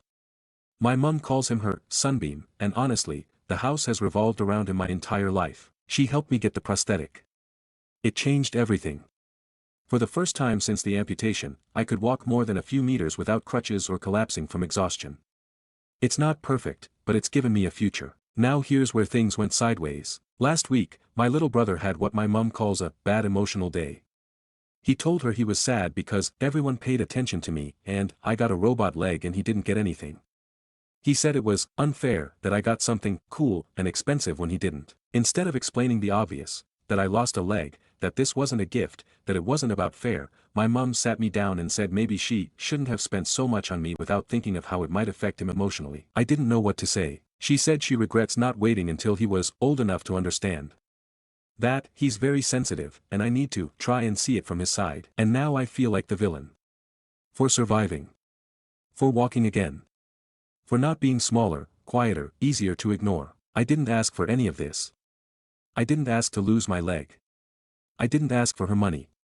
I didn't ask to be born into a family where even surviving cancer somehow feels like a competition I was supposed to lose. So, AITJ for accepting a bionic leg, knowing it came from a fund my mum also set aside for my younger brother, and knowing he's hurt by it, because right now, I feel like I'm being punished for not dying. Update 2, AITJ for accepting a prosthetic leg after cancer even though my brother thought it was unfair. Hi again.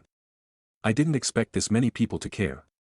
Honestly, just having strangers tell me I wasn't crazy or selfish meant more than I can explain. I wanted to give a final update, because a lot has happened since the last post. After my brother broke my prosthetic, and my mum basically blamed me for it, something inside me cracked.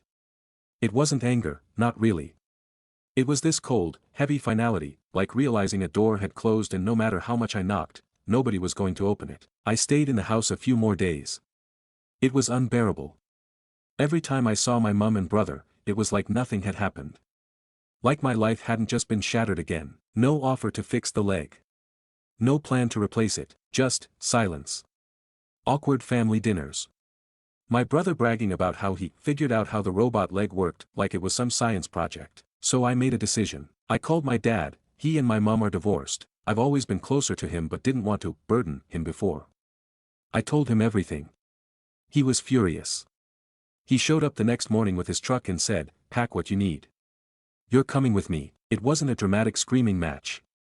I didn't even cry. I packed a duffel bag. Grabbed my schoolwork, my clothes, what was left of my dead prosthetic. I left behind photos, decorations, anything that felt too tangled up with who I used to be, before cancer, before everything. When I walked out, my mum barely looked at me. My brother cried and said, "Don't be mad at me." My mum said, "She'll come back when she calms down." She still doesn't get it. I'm not coming back. I'm living with my dad now. His house is smaller, but it's quiet. Peaceful. Safe. I can charge my broken prosthetic without fear. I can walk, limp, around without being afraid someone will sabotage me again. He's already helping me contact the prosthetic company to see about repairs or replacement. He said he'll co-sign a loan if insurance won't cover enough. He said, "You didn't survive all this just to end up crawling again." I have a lot of healing to do. Emotionally, too, but for the first time in 2 years, I can breathe. And when I eventually walk properly again, whether it's on this leg or a new one, it'll be because I fought for myself. Not because someone gave me permission. Thanks for reading, for caring, and for reminding me that surviving isn't selfish. Stories number 32. I wore a suit to work and got my supervisor soft demoted. I'm posting mainly because I'm not a passive-aggressive type and I'm in disbelief that this actually worked. Ever since I started at my job a few months ago, my supervisor, we'll call him Josh, has been micromanaging me. When I'm the subject of criticism, which is often, I try to give him the benefit of the doubt and ask him to clarify. What are your expectations? What specifically should I have done differently? Josh's responses are always vague, often something to the effect of, "Just do better." I even had a meeting with Josh and HR to address this, but to no avail. Yesterday, Josh comes to my desk to tell me I need to dress better. Now, I work at a small company, and the vibe is unusually casual. A not insignificant number of people come to work wearing jeans, hoodies, t-shirts, and/or baseball caps. I have never worn a hat to work, and I make a point of wearing a button-up shirt with a collar every day. This particular day I was wearing a long-sleeve button-up flannel, chino pants, and Adidas Gazelles. Other days I wear loafers and dress shirts that are tucked in. So, I asked Josh to clarify. Should I be wearing dress shoes? Dress shirt? Tucked in? What specifically do you want me to change? Josh tells me I just need to dress better and that I should talk to HR for clarification. So I go into HR and ask, what is the dress code? I get a standard answer, pants, closed-toed shoes, no sleeveless shirts, etc. I ask, have I ever worn anything to work that poses a problem? HR says no, you're fine. Because I'm mad, and because my repeated efforts to resolve this kind of problem had gone unheeded, I decided to be petty. The next day, today, I showed up to work in a full suit.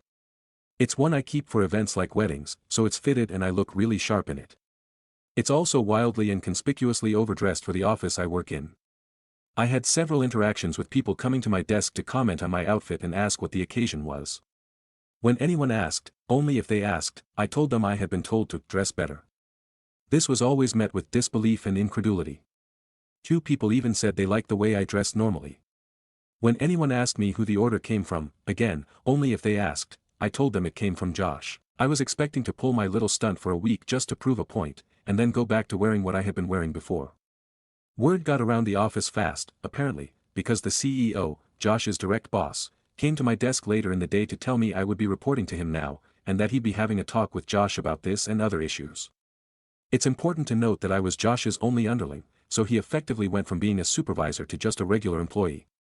I'm on a bit of a high now. I think I'm going to come into work tomorrow wearing a different one of my flannels. Stories number 33. What would you do if your coworker peed in your water? I have a crazy coworker who was fired this week. She caused a huge scene at work on her way out. The event in question happened Monday around lunch. I took a sip of my water and gagged. I don't know how to explain it, but you know the taste of urine when you taste it. I immediately freaked and made my immediate co-workers in the area look at and smell my water. They all smelled it, but only 2 of them said it 100% is urine. I was in shock and wasn't sure what to do. I am up for a promotion, which is probably what upset this co-worker to begin with. She was fired the same day for unrelated reasons. I did not immediately go to HR, but my co-worker who smelled it was so distraught she did after I left to report it. I came in the next day hearing all the drama that went down and went to HR as well. They won't show me the footage and have been minimally cooperative. What would you do if you were in this situation? I know I shouldn't care, but I do feel sorry for the coworker because this kind of behavior has to be mental illness. I did nothing wrong to her except she was angry about feeling mistreated and underpaid at work. Update: I have decided to file the police report and also press charges. They are coming to my place of employment on Monday. I still have the water bottle locked in a cabinet. It hasn't left the building and the cameras will prove that. My work is pressing charges on her for unrelated theft that she was fired for. To answer, how do I know it's her? My workplace is huge, but we work in a locked area with expensive equipment. Less than 10 of us have a key to get into this space. There are 3 doors to get into this studio space, the same key unlocks all 3 doors. All of the studio employees left together early on Thursday, and Friday we were closed for Good Friday. I drank the water on Monday right before lunch. I was there all morning, so it did not get tainted Monday morning. It would have happened sometime between Thursday when we left at 4 p.m. and Monday morning when I got there. I was the first and only one there Monday morning as usual. This co-worker stays late all the time and will go into the studio while we are gone. There are only 2 areas in the building without cameras, and it is the studio and inside the kitchen and obviously bathrooms. I know she stayed late on Thursday. BC Someone who shares a cubicle area with her said they were here until 6:30. I also know it's her. BC The other thing she was accused of was kinda crazy, and also she caused a huge scene etc. when she left. There's nobody else with cause. The CCTV footage they have should show her as the only person going in after we all left for the day on Thursday, but they won't share the info with me or show me the footage. I have an appointment with the police on Monday at my workplace. BC They are filing the theft charges and then I will file my complaint. I don't know what they will do, but if they won't test it I will. The water is absolutely foul and disgusting, so it is extremely obvious something is inside it. My work said they will pay for any testing, therapy, etc. related to the event. Update on co-worker that peed in my drink. My workplace has been straight up lying to me about the video footage not showing anything. My direct boss told me he found out that security said nobody has requested to view the videos yet. They have been putting me off on calling police, telling me that they've been gathering and collecting evidence for the theft crime. The police were supposedly called on Friday as well as today, Monday, but nobody ever showed up. The loss prevention guy kept telling me that they told him they were extremely busy. I sent out a scathing email to the VP of HR and my 2 supervisors expressing how unhappy I am with how they have handled this entire situation. I told myself if I received no word from police by 2 p.m. I'm calling myself. I called the non-emergency line, and as soon as I told her my story she put me through to emergency 911 and the police were there in less than 2 minutes. When I initially told him my story he seemed very skeptical and said I don't think we can do anything, you can test it yourself. I explained I don't want to take it out from the building BC, they could then say I tainted it myself. He called his supervisor on the phone BC, he said he was unsure what to do. When he came out I said to please come with me to examine the bottle, look at it and smell it. I also told him I googled it and it said assault by bodily fluid is a felony. Once he examined it and smelled it, he gagged, he left again to write the report and make some calls. He came back and said this is considered a class 1 felony and they will be pressing charges. I didn't have a choice in the matter and that CSI would come out to take swabs. She did not say anything but I could tell she also believed it to be urine in the bottle. She dusted it for prints, nothing, and took swabs of the mouth area and the liquid inside. She also took photos of me and swabbed the inside of my mouth. She recommended me to go to a DR and be tested for any communicable diseases. They told me it would take 1 to 3 weeks to process the swabs and I would have a detective assigned to my case. My work is freaking out trying to do damage control, but it's too late, they handled everything so poorly. I honestly feel like I could win a lawsuit, but I'm not trying to pursue that, just disappointed in how they chose to handle everything. We are anxious BC, this co-worker is obviously unhinged and if she went this crazy over a promotion, don't know how she will respond to these serious charges. Not sure what will happen with my promotion, but I could not just act like nothing happened. I'm so glad I posted on Reddit and got everyone's viewpoint to gas me up to realize this was so wrong. The cop and CSI lady seemed mortified and said they'd never been a part of a case like this. That's all that has happened as of today and I have a DR visit on Wednesday. Stories number 34. Aita for cutting off my partner's daily supply of titty lattes. This is my first time posting, so hopefully I've done it right. I'm a long-time listener and love the potty. Anyway, so this is kinda weird but here we go. I, 31F, had a baby 10 weeks ago. One morning, just for laughs, I squirted a bit of breast milk into my partner's, 38M, coffee. We both cracked up, and then he drank it, looked me dead in the eye, and said it was the best coffee he'd ever had. And so, the era of the titty latte was born. Since then, every single morning without fail, he's asked for his daily titty latte like he's ordering from some boutique hipster cafe. It was funny at first, but now it's getting a little out of hand. I'm exclusively breastfeeding our baby, and every drop of milk really counts. I just don't have the supply to keep making boutique boob coffees and feed our actual child. I told him I can't keep giving him titty lattes, and while he's not angry, he's genuinely devastated. Now every morning he drinks his boring regular coffee with big sad puppy eyes, dramatically sighing about how it tastes like dishwater and broken dreams. I feel a bit bad because it did become a weird little bonding ritual for us. Parenthood makes you weird, I swear, but at the same time, our baby needs it way more than his taste buds do. So, Aita for cutting off his titty latte supply to prioritize feeding our baby. Also, I cannot believe this is my real life. Send help. Yes, I know how weird this sounds. No, he's not weird otherwise. Just very, very enthusiastic about his coffee. Edit. After reading some of the comments, I just want to clarify a couple of things. I've added quotation marks around genuinely, because it's meant to be lighthearted. He's not spiraling over this, just being dramatically funny. I actually have a good supply and baby is growing really well. But once my little guzzle guts has her feed, there's just not a whole latte, pun intended, left for the pump. Breastfeeding and pumping don't trigger the same response, so I'm not magically filling a coffee cup afterward. And when I said it's getting out of hand, I'm a one-woman show over here. I love the man, but I'm juggling a newborn, boobs, and a coffee enthusiast. He loves the idea of Titty Tuesdays, and will update you all on the condensed milk alternative. Stories number 35. Married men, would you go to a concert with a single woman friend? I have a married guy friend. I've known him and his wife over 15 years. We were not much more than acquaintances for most of that time, just some small talk chit-chat. The past 2 years I have become more of a friend with the husband. I only see him and his wife once a week usually, and I have never hung out with him one-on-one. Recently, he heard about a concert I am going to, and seemed jealous that I get to see the artist, as he likes the artist also. I am going with a family member, but there is a 50-50 chance they might not be able to go last minute. My guy friend lives close to the venue. If my family member ends up not going, would it be okay to invite him? I would meet him at the venue, we do not live close to each other. Married guys, would you accept an invitation to a concert with a single female friend? Edit. After reading all the responses, I have decided it's not worth the risk of damaging the friendship with either the husband or his wife.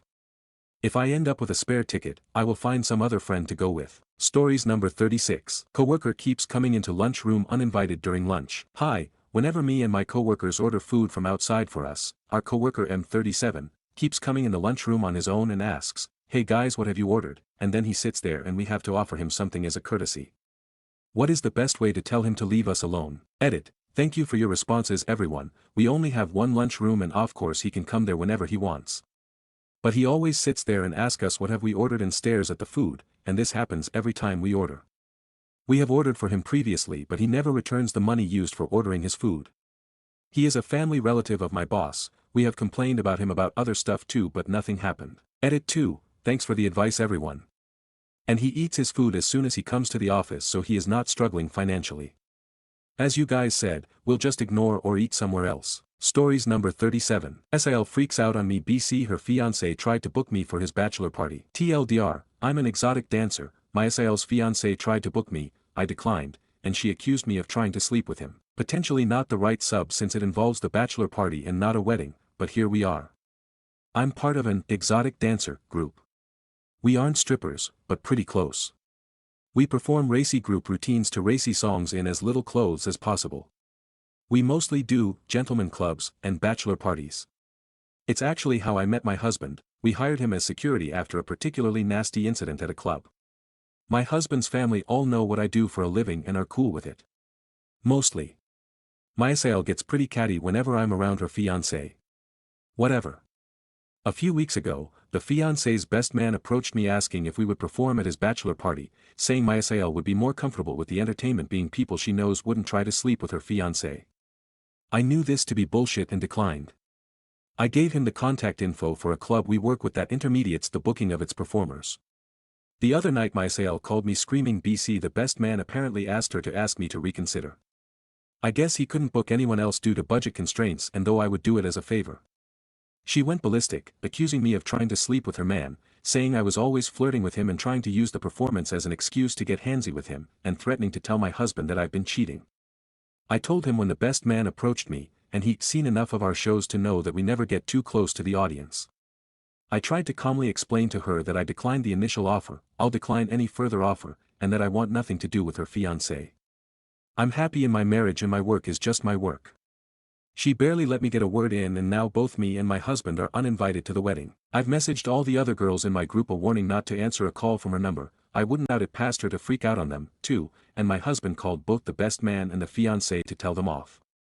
My in-laws have texted me saying they'll talk to my SIL and convince her to let us come, but I honestly didn't even want to go in the first place. I'm glad none of them believe this nonsense, but that wedding would be hell for everyone involved if we went. This whole situation screams to me that the fiancé thinks I'm hot and wants to get a piece of that, without technically cheating. He doesn't respect me or sex workers in general, and is just generally a creep. Which, I always got that vibe from him, but this really nails it. I give this marriage a year at best. Stories number 38. My brother, 19M, hid a camera in the bathroom to creep on me, 17F. I have always been paranoid about being creeped on by hidden cameras, and today it finally happened. I was taking a shower and when I got out I noticed a small glare coming from a pile of towels sitting on a rack. I wear contacts so I didn't notice this until I got out of the shower and put my contacts in. I looked closely at it and moved the towel and it revealed a phone that had been recording for about an hour. The way it was angled showed the entire bathroom and I was terrified. I called my best friend immediately and she started driving to my house right away. I'm always left home alone with my brother since our mom is always at work and I've always felt unsafe and uncomfortable being there with him. We never talk and he's always been weird. He doesn't have any friends, he's not in school, no job, and no license.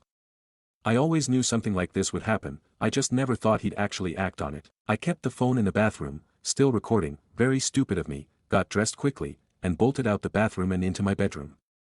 I locked my door immediately and as soon as I did I heard my brother come out of his room and go into the bathroom. I was panicking super bad and was scared that he would hurt me because I found out about him recording me, so I called my other brother, 23M, and told him what was going on. He understood the situation and told me to open my windows and have a weapon in case my brother tried to hurt me or himself.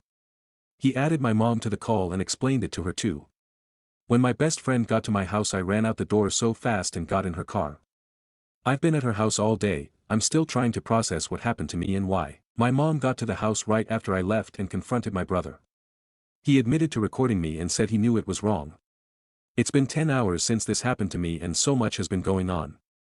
My family is working on getting him therapy and possibly sending him to a hospital to get help. I've been talking to my friends and family all day about the situation and what I should do.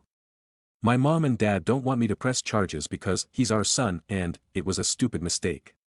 It was not a mistake. He knew what he was doing, he knows I'm underage, he knows I'm his sister, and that's exactly why he did it. Because he knows it's wrong, I don't know what to do in this situation. I'm upset because I know my decision will hurt and tear apart my entire family and that's what I'm most worried about. I'm just so stuck and anxious about what will happen now and how different my life will be. I will be staying with my best friend and boyfriend for a few months while everything gets sorted out. I'll never be able to look at my brother the same ever again. Any advice on what I should do? Or how I can recover after a traumatic event like this? Stories number 39. Aita for not helping my daughter find her bio dad. My daughter, who is 16, is not my biological daughter. My ex-wife cheated on me with a coworker, and he's the father. I found out about a year ago. My ex-wife and I divorced and are living separately, but we have joint custody of our one and only daughter. My daughter knew what had happened almost right after I did. We have now gotten to a sense of normalcy, relatively speaking. I want to make one thing clear. I love my daughter. She is my world, and this doesn't change that.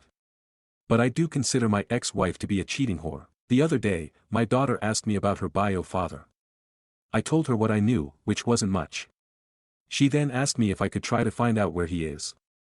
See, he's been long gone for well over a decade, and my ex-wife can't get in touch with him. Yes, she can fuck him but can't pin him down. I told my daughter I can't do that, and that this is just too much for me. My daughter was disappointed, and I could tell she was sad. My ex-wife called me and tried to start a fight, I ignored her. I don't know. I love my daughter, but I don't know if I can handle trying to find this guy.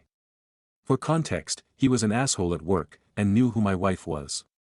He is not innocent on this whatsoever. Stories number 40. My boyfriend killed himself after he was raped and he didn't tell me because he thought I would stop loving him. Content warning, self-harm. I'm so fucking angry. Angry at him, angry at myself, angry at this broken fucking world. He was almost done with his degree. One more semester. He had a job lined up, something he was actually excited about. We stayed up late at night dreaming about our future. And then he started slipping away. He would cry to me at night. I'd just hold him in my arms and ask him what was wrong. He would always say he was tired. Stressed. Burnt out. I believed him. I didn't want to push. I thought if I just stayed close, it would pass. I helped him study and tried to be there for him. He stopped initiating with me. I thought I was doing something wrong. I thought he was falling out of love with me. After he died, I found the note he left behind. That's how I found out the truth. He had been raped. In the note, he said he didn't want to tell anyone. That he was ashamed. That he thought if he told me, I would stop loving him. And reading that I cried so hard. It shattered something in me forever, because he was wrong. I never would have stopped loving him. I would have done anything, to make him feel safe again. And now he is gone. And the monster of a man who hurt him still gets to walk around like nothing ever happened. I miss him so much it physically hurts. I hate myself for not pushing harder. For not seeing it. For letting him down when he needed me the most. He deserved a better world. He deserved a better me. Stories number 41. Aita for getting upset at my partner for calling another woman's pregnant belly disgusting. Hello everyone, first time poster here. It's gonna be a long one as well. For some context, I, 24F, and my boyfriend, 27M, have been together for 2 years now and have been going through it lately in our personal lives, which of course has affected us in our relationship as well. I would say our biggest issue is communication and how I feel like he always tells me I am overreacting a lot, so I feel not very heard. Here's the story. After an already stressful day from an incident I had with my mother whom I live with, and we had just talked about it via text so he knows I was stressed, my boyfriend switched the subject and brought up our mutual friend. She is closer to me, she was my childhood BFF, but we haven't spoken since high school and he knows her through her older brother, but we both follow her on Instagram still. And how she posted a bump pic via her story about how she is ready for her baby to come. Mind you, she is very ready to pop, and that is why she posted a pic of her belly. When my boyfriend brought her up I said, OMG, I know someone get that baby out her, haha, in a joking manner because she is very obviously due any day now. My boyfriend's response was, and I quote via text, that shit is disgusting. I obviously got very enraged and called him out for it, and how not only was it rude and disrespectful to comment on a pregnant woman's body like that, it also makes me feel like he will one day see me as disgusting when I am ready to give birth, as we have spoken about wanting kids in the future. His response was automatically defensive and said I am putting words into his mouth because he didn't say anything about how I would look pregnant. He had just never seen such an abnormal pregnant belly, and that he just can't say how he feels because I overreact too much. I stood my ground because not only did he not automatically apologize and realize what he said was horrible, he made me feel like I was the crazy one for acting how I did. I cancelled our plans we had for the next day and said I no longer wanted to talk to him, and he gave me a crappy apology and said he will just never say anything ever again. Am I the asshole? Stories number 42. To fool by trying to treat myself and ending up looking like an idiot at the mechanic. This happened yesterday and I still want to crawl into a hole. I've been grinding at work for months, barely taking any days off, eating instant noodles like a champion. Recently I had a little bit of unexpected extra money come in, long story, but I somehow ended up with an extra $2,000, and I decided, hey, maybe it's time to finally stop living like a raccoon and fix that rattling noise my ancient car does now for past few months. I book an appointment at this super legit auto shop. I'm feeling proud, like a responsible adult for once. I even washed the car beforehand so I wouldn't look like a total gremlin. Anyway, I get there, explain what's wrong, some weird rattling noise, classic, and the guy nods like he's seen it all. Says he'll take a look and I can chill in the waiting room.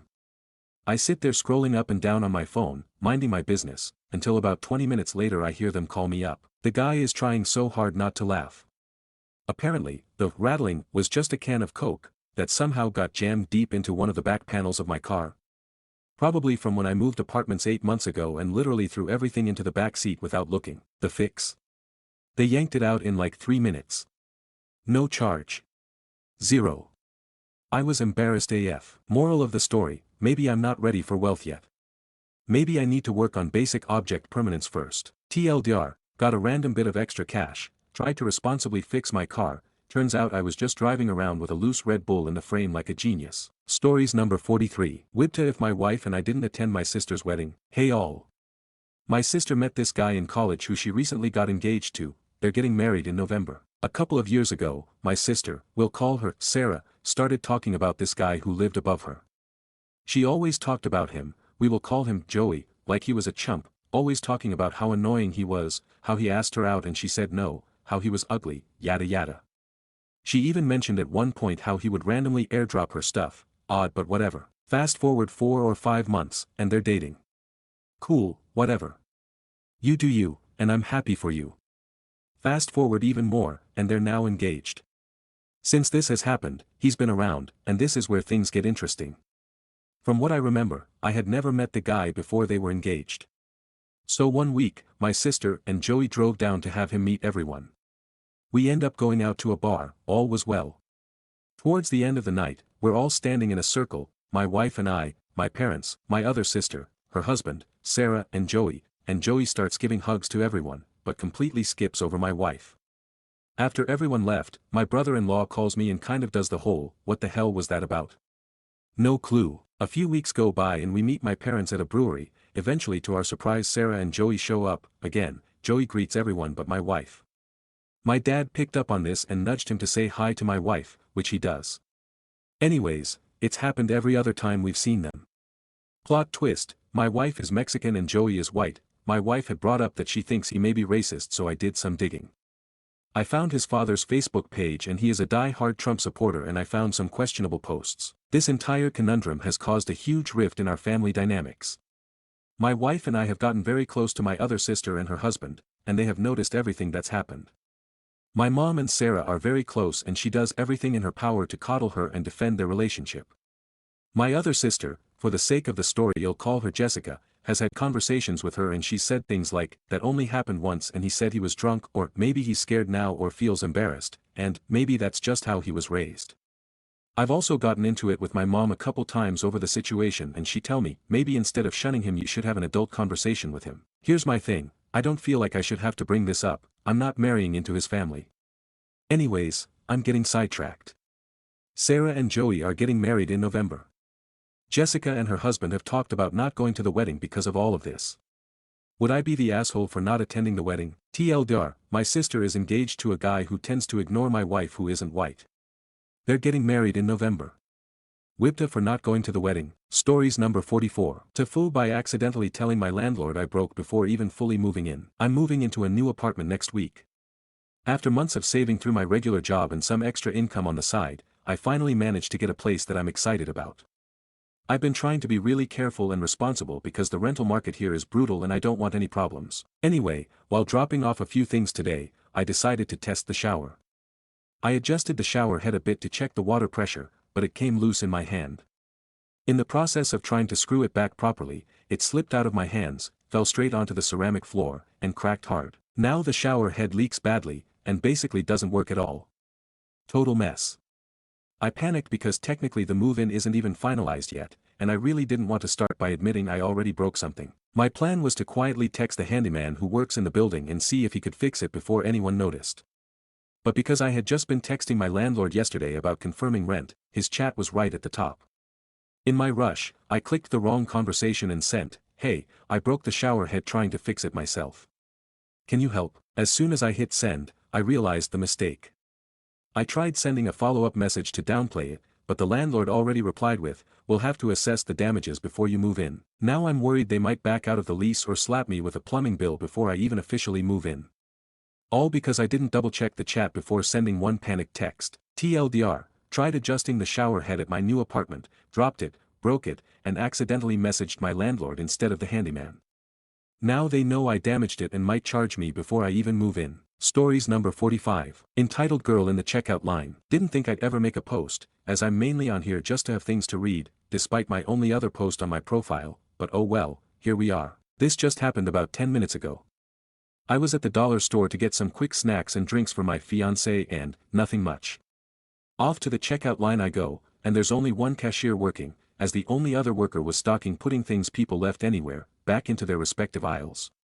Anyway, line's moving along slowly, cashier making a bit of small talk, and I'm finally up next and load my stuff on the conveyor belt. C is cashier, M is me, EG is entitled girl. C, hi there, welcome. You find everything okay? Me, hello. Yes, found everything I needed. Got the last box of these 2 gestures to the box of Cocoa Puffs, just my luck. C, nice, we'll have to stock back up on those come this Wednesday.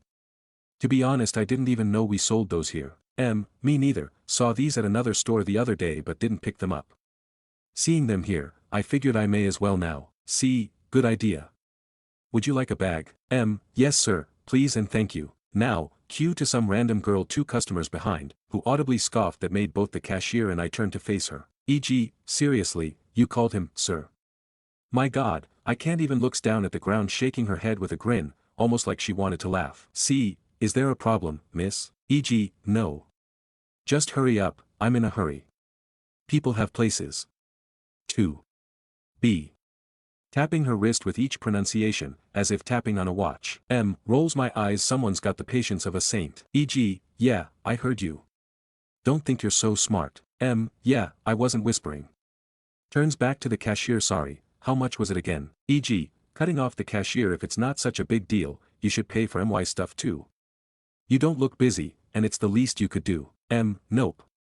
I'm busy, and you're not important to me. E.g., ugh, children, I swear. M, I'm in my 20s, and probably just as old, if not older than you. Not that it matters. E.g., yeah, you're like, 21 and single living with your dad and mom. Calling him, sir, trying to be all polite and proper and shit. You need to go out and get a girlfriend, sweetie. Go get laid.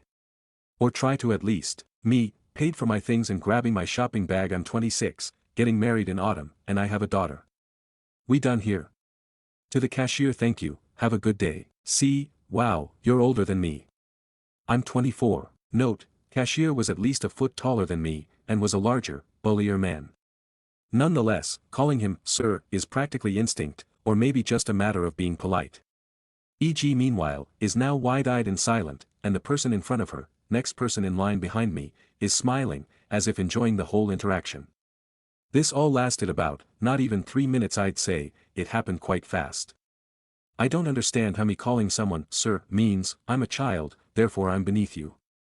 Also, pay for my things. I'm still stunned as to how this came to be, and what was going on inside that woman's head to have to come to that conclusion. It's insane. Stories number 46. Aita for accusing my mom of wanting to erase the fact she has kids with 2 different men because she complains that me and my siblings say half-siblings. My parents had a pretty unhappy marriage and then dad died when we were 5, sister, 7, brother, and 8, me. I, 17M, always saw how unhappy my parents were together, and once dad died I saw how much my mom wanted another marriage but a happier one. She found that with her husband Liam, and they now have 2 kids together, 5 and 3. My mom likes to talk like Liam is the dad to all of us and we're all just a typical non-step family. Me and my brother refer to mom and Liam's kids as our half-siblings. We both use that term all the time. Like I would never just say siblings. My younger sister uses both, but when first talking to people she lets them know our half-siblings are half. Mom always tried to discourage the use of half. She told us nobody is half anything. But mostly she has said we're all her kids and we're all a family, and using half points out stuff that nobody should know. She focuses more on me than my siblings with this. I think she expects them to follow my lead, so she tries to change my mind to get to all 3 of us. We've argued about it before and she said there is no reason to say half. I told her half is true because we have different dads. 99% of the time she tells me not to say that.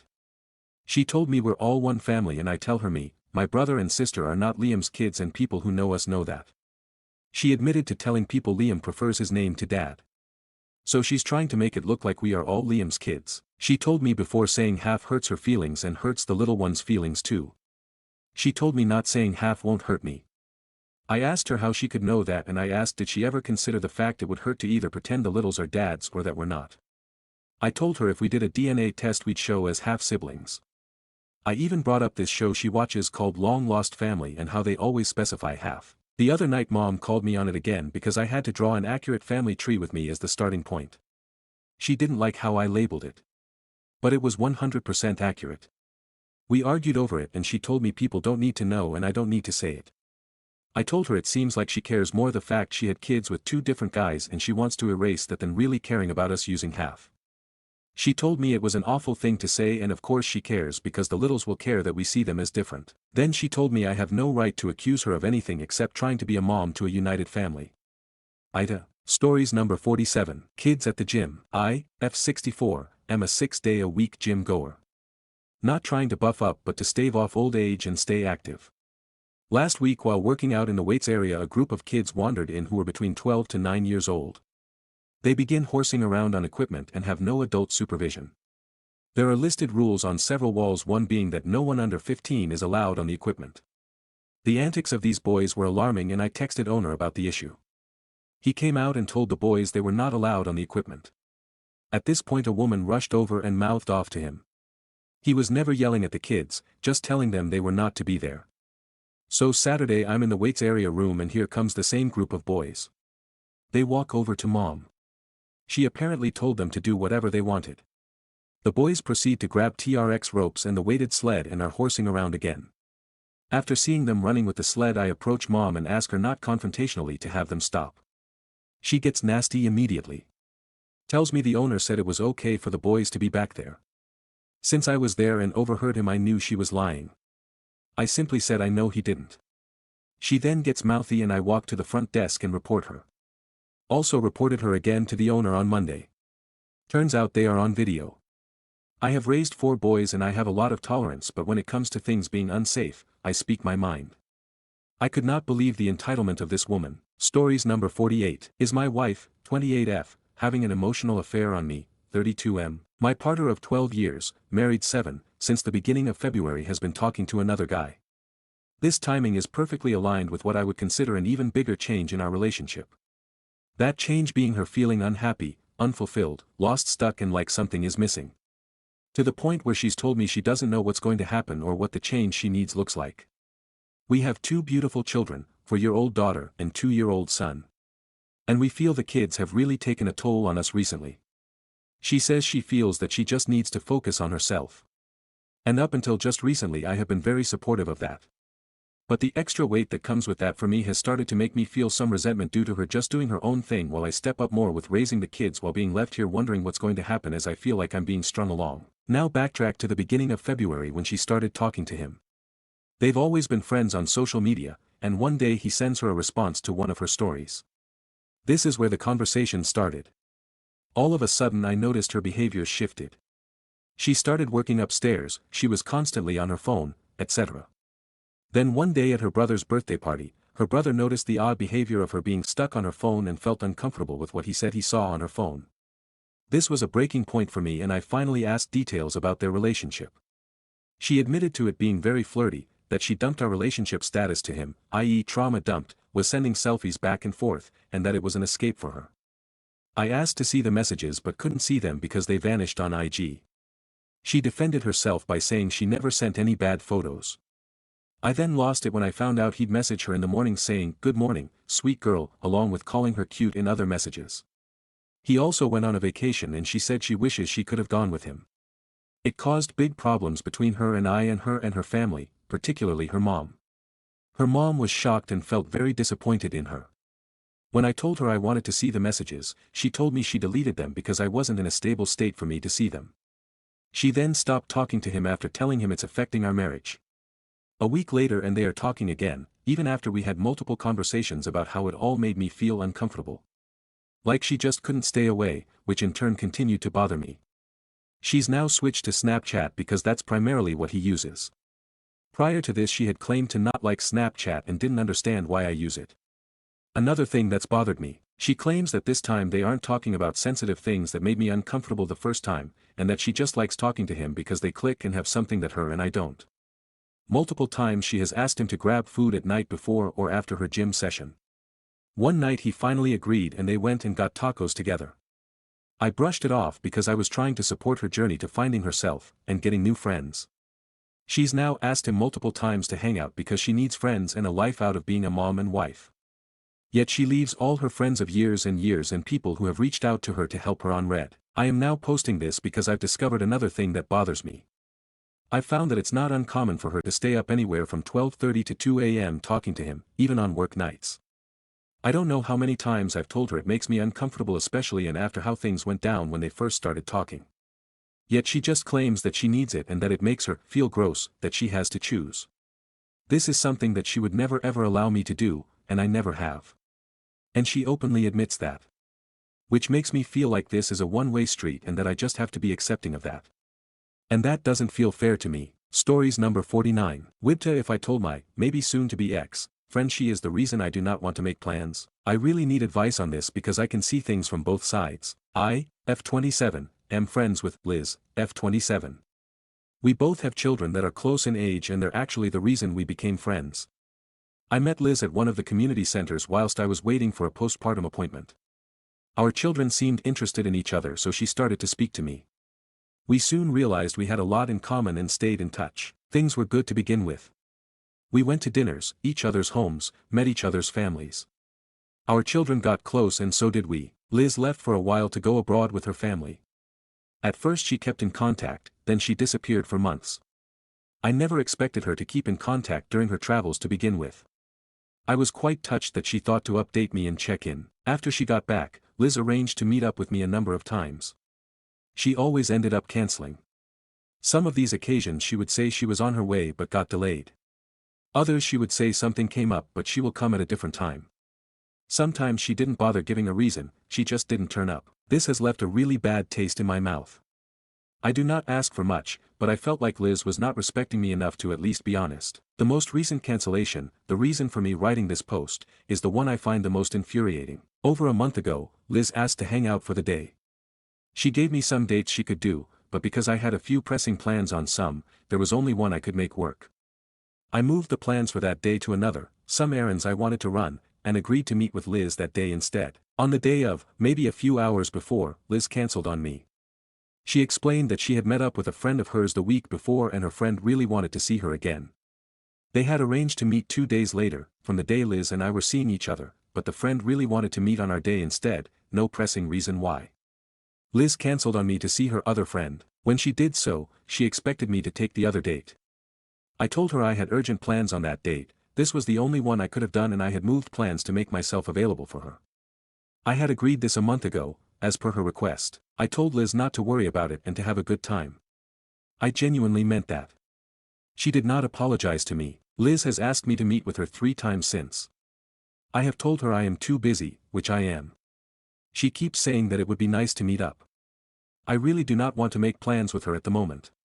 I know that sounds petty, but between all the times she has cancelled without notice, not turned up, and then cancelling on me to see another friend, I can't bring myself to want to. I have been debating telling her why. I have not yet found the courage to do it. I am wondering if I am being childish by feeling this way. I know that once I tell her the truth, our friendship will probably be done. I do not know if I can trust Liz enough to follow through with plans. I feel like a horrible person. Please be honest. I do not mind being called out on this. Tia. ETA, the main reason I am conflicted was because my other mum friends made me feel like I was the bad person in this situation. They've said, in varying words, I should be more realistic about my expectations. I'm lucky to have any friends as a mum. I should not be throwing friendships away. I did not think I was expecting a lot, only basic respect.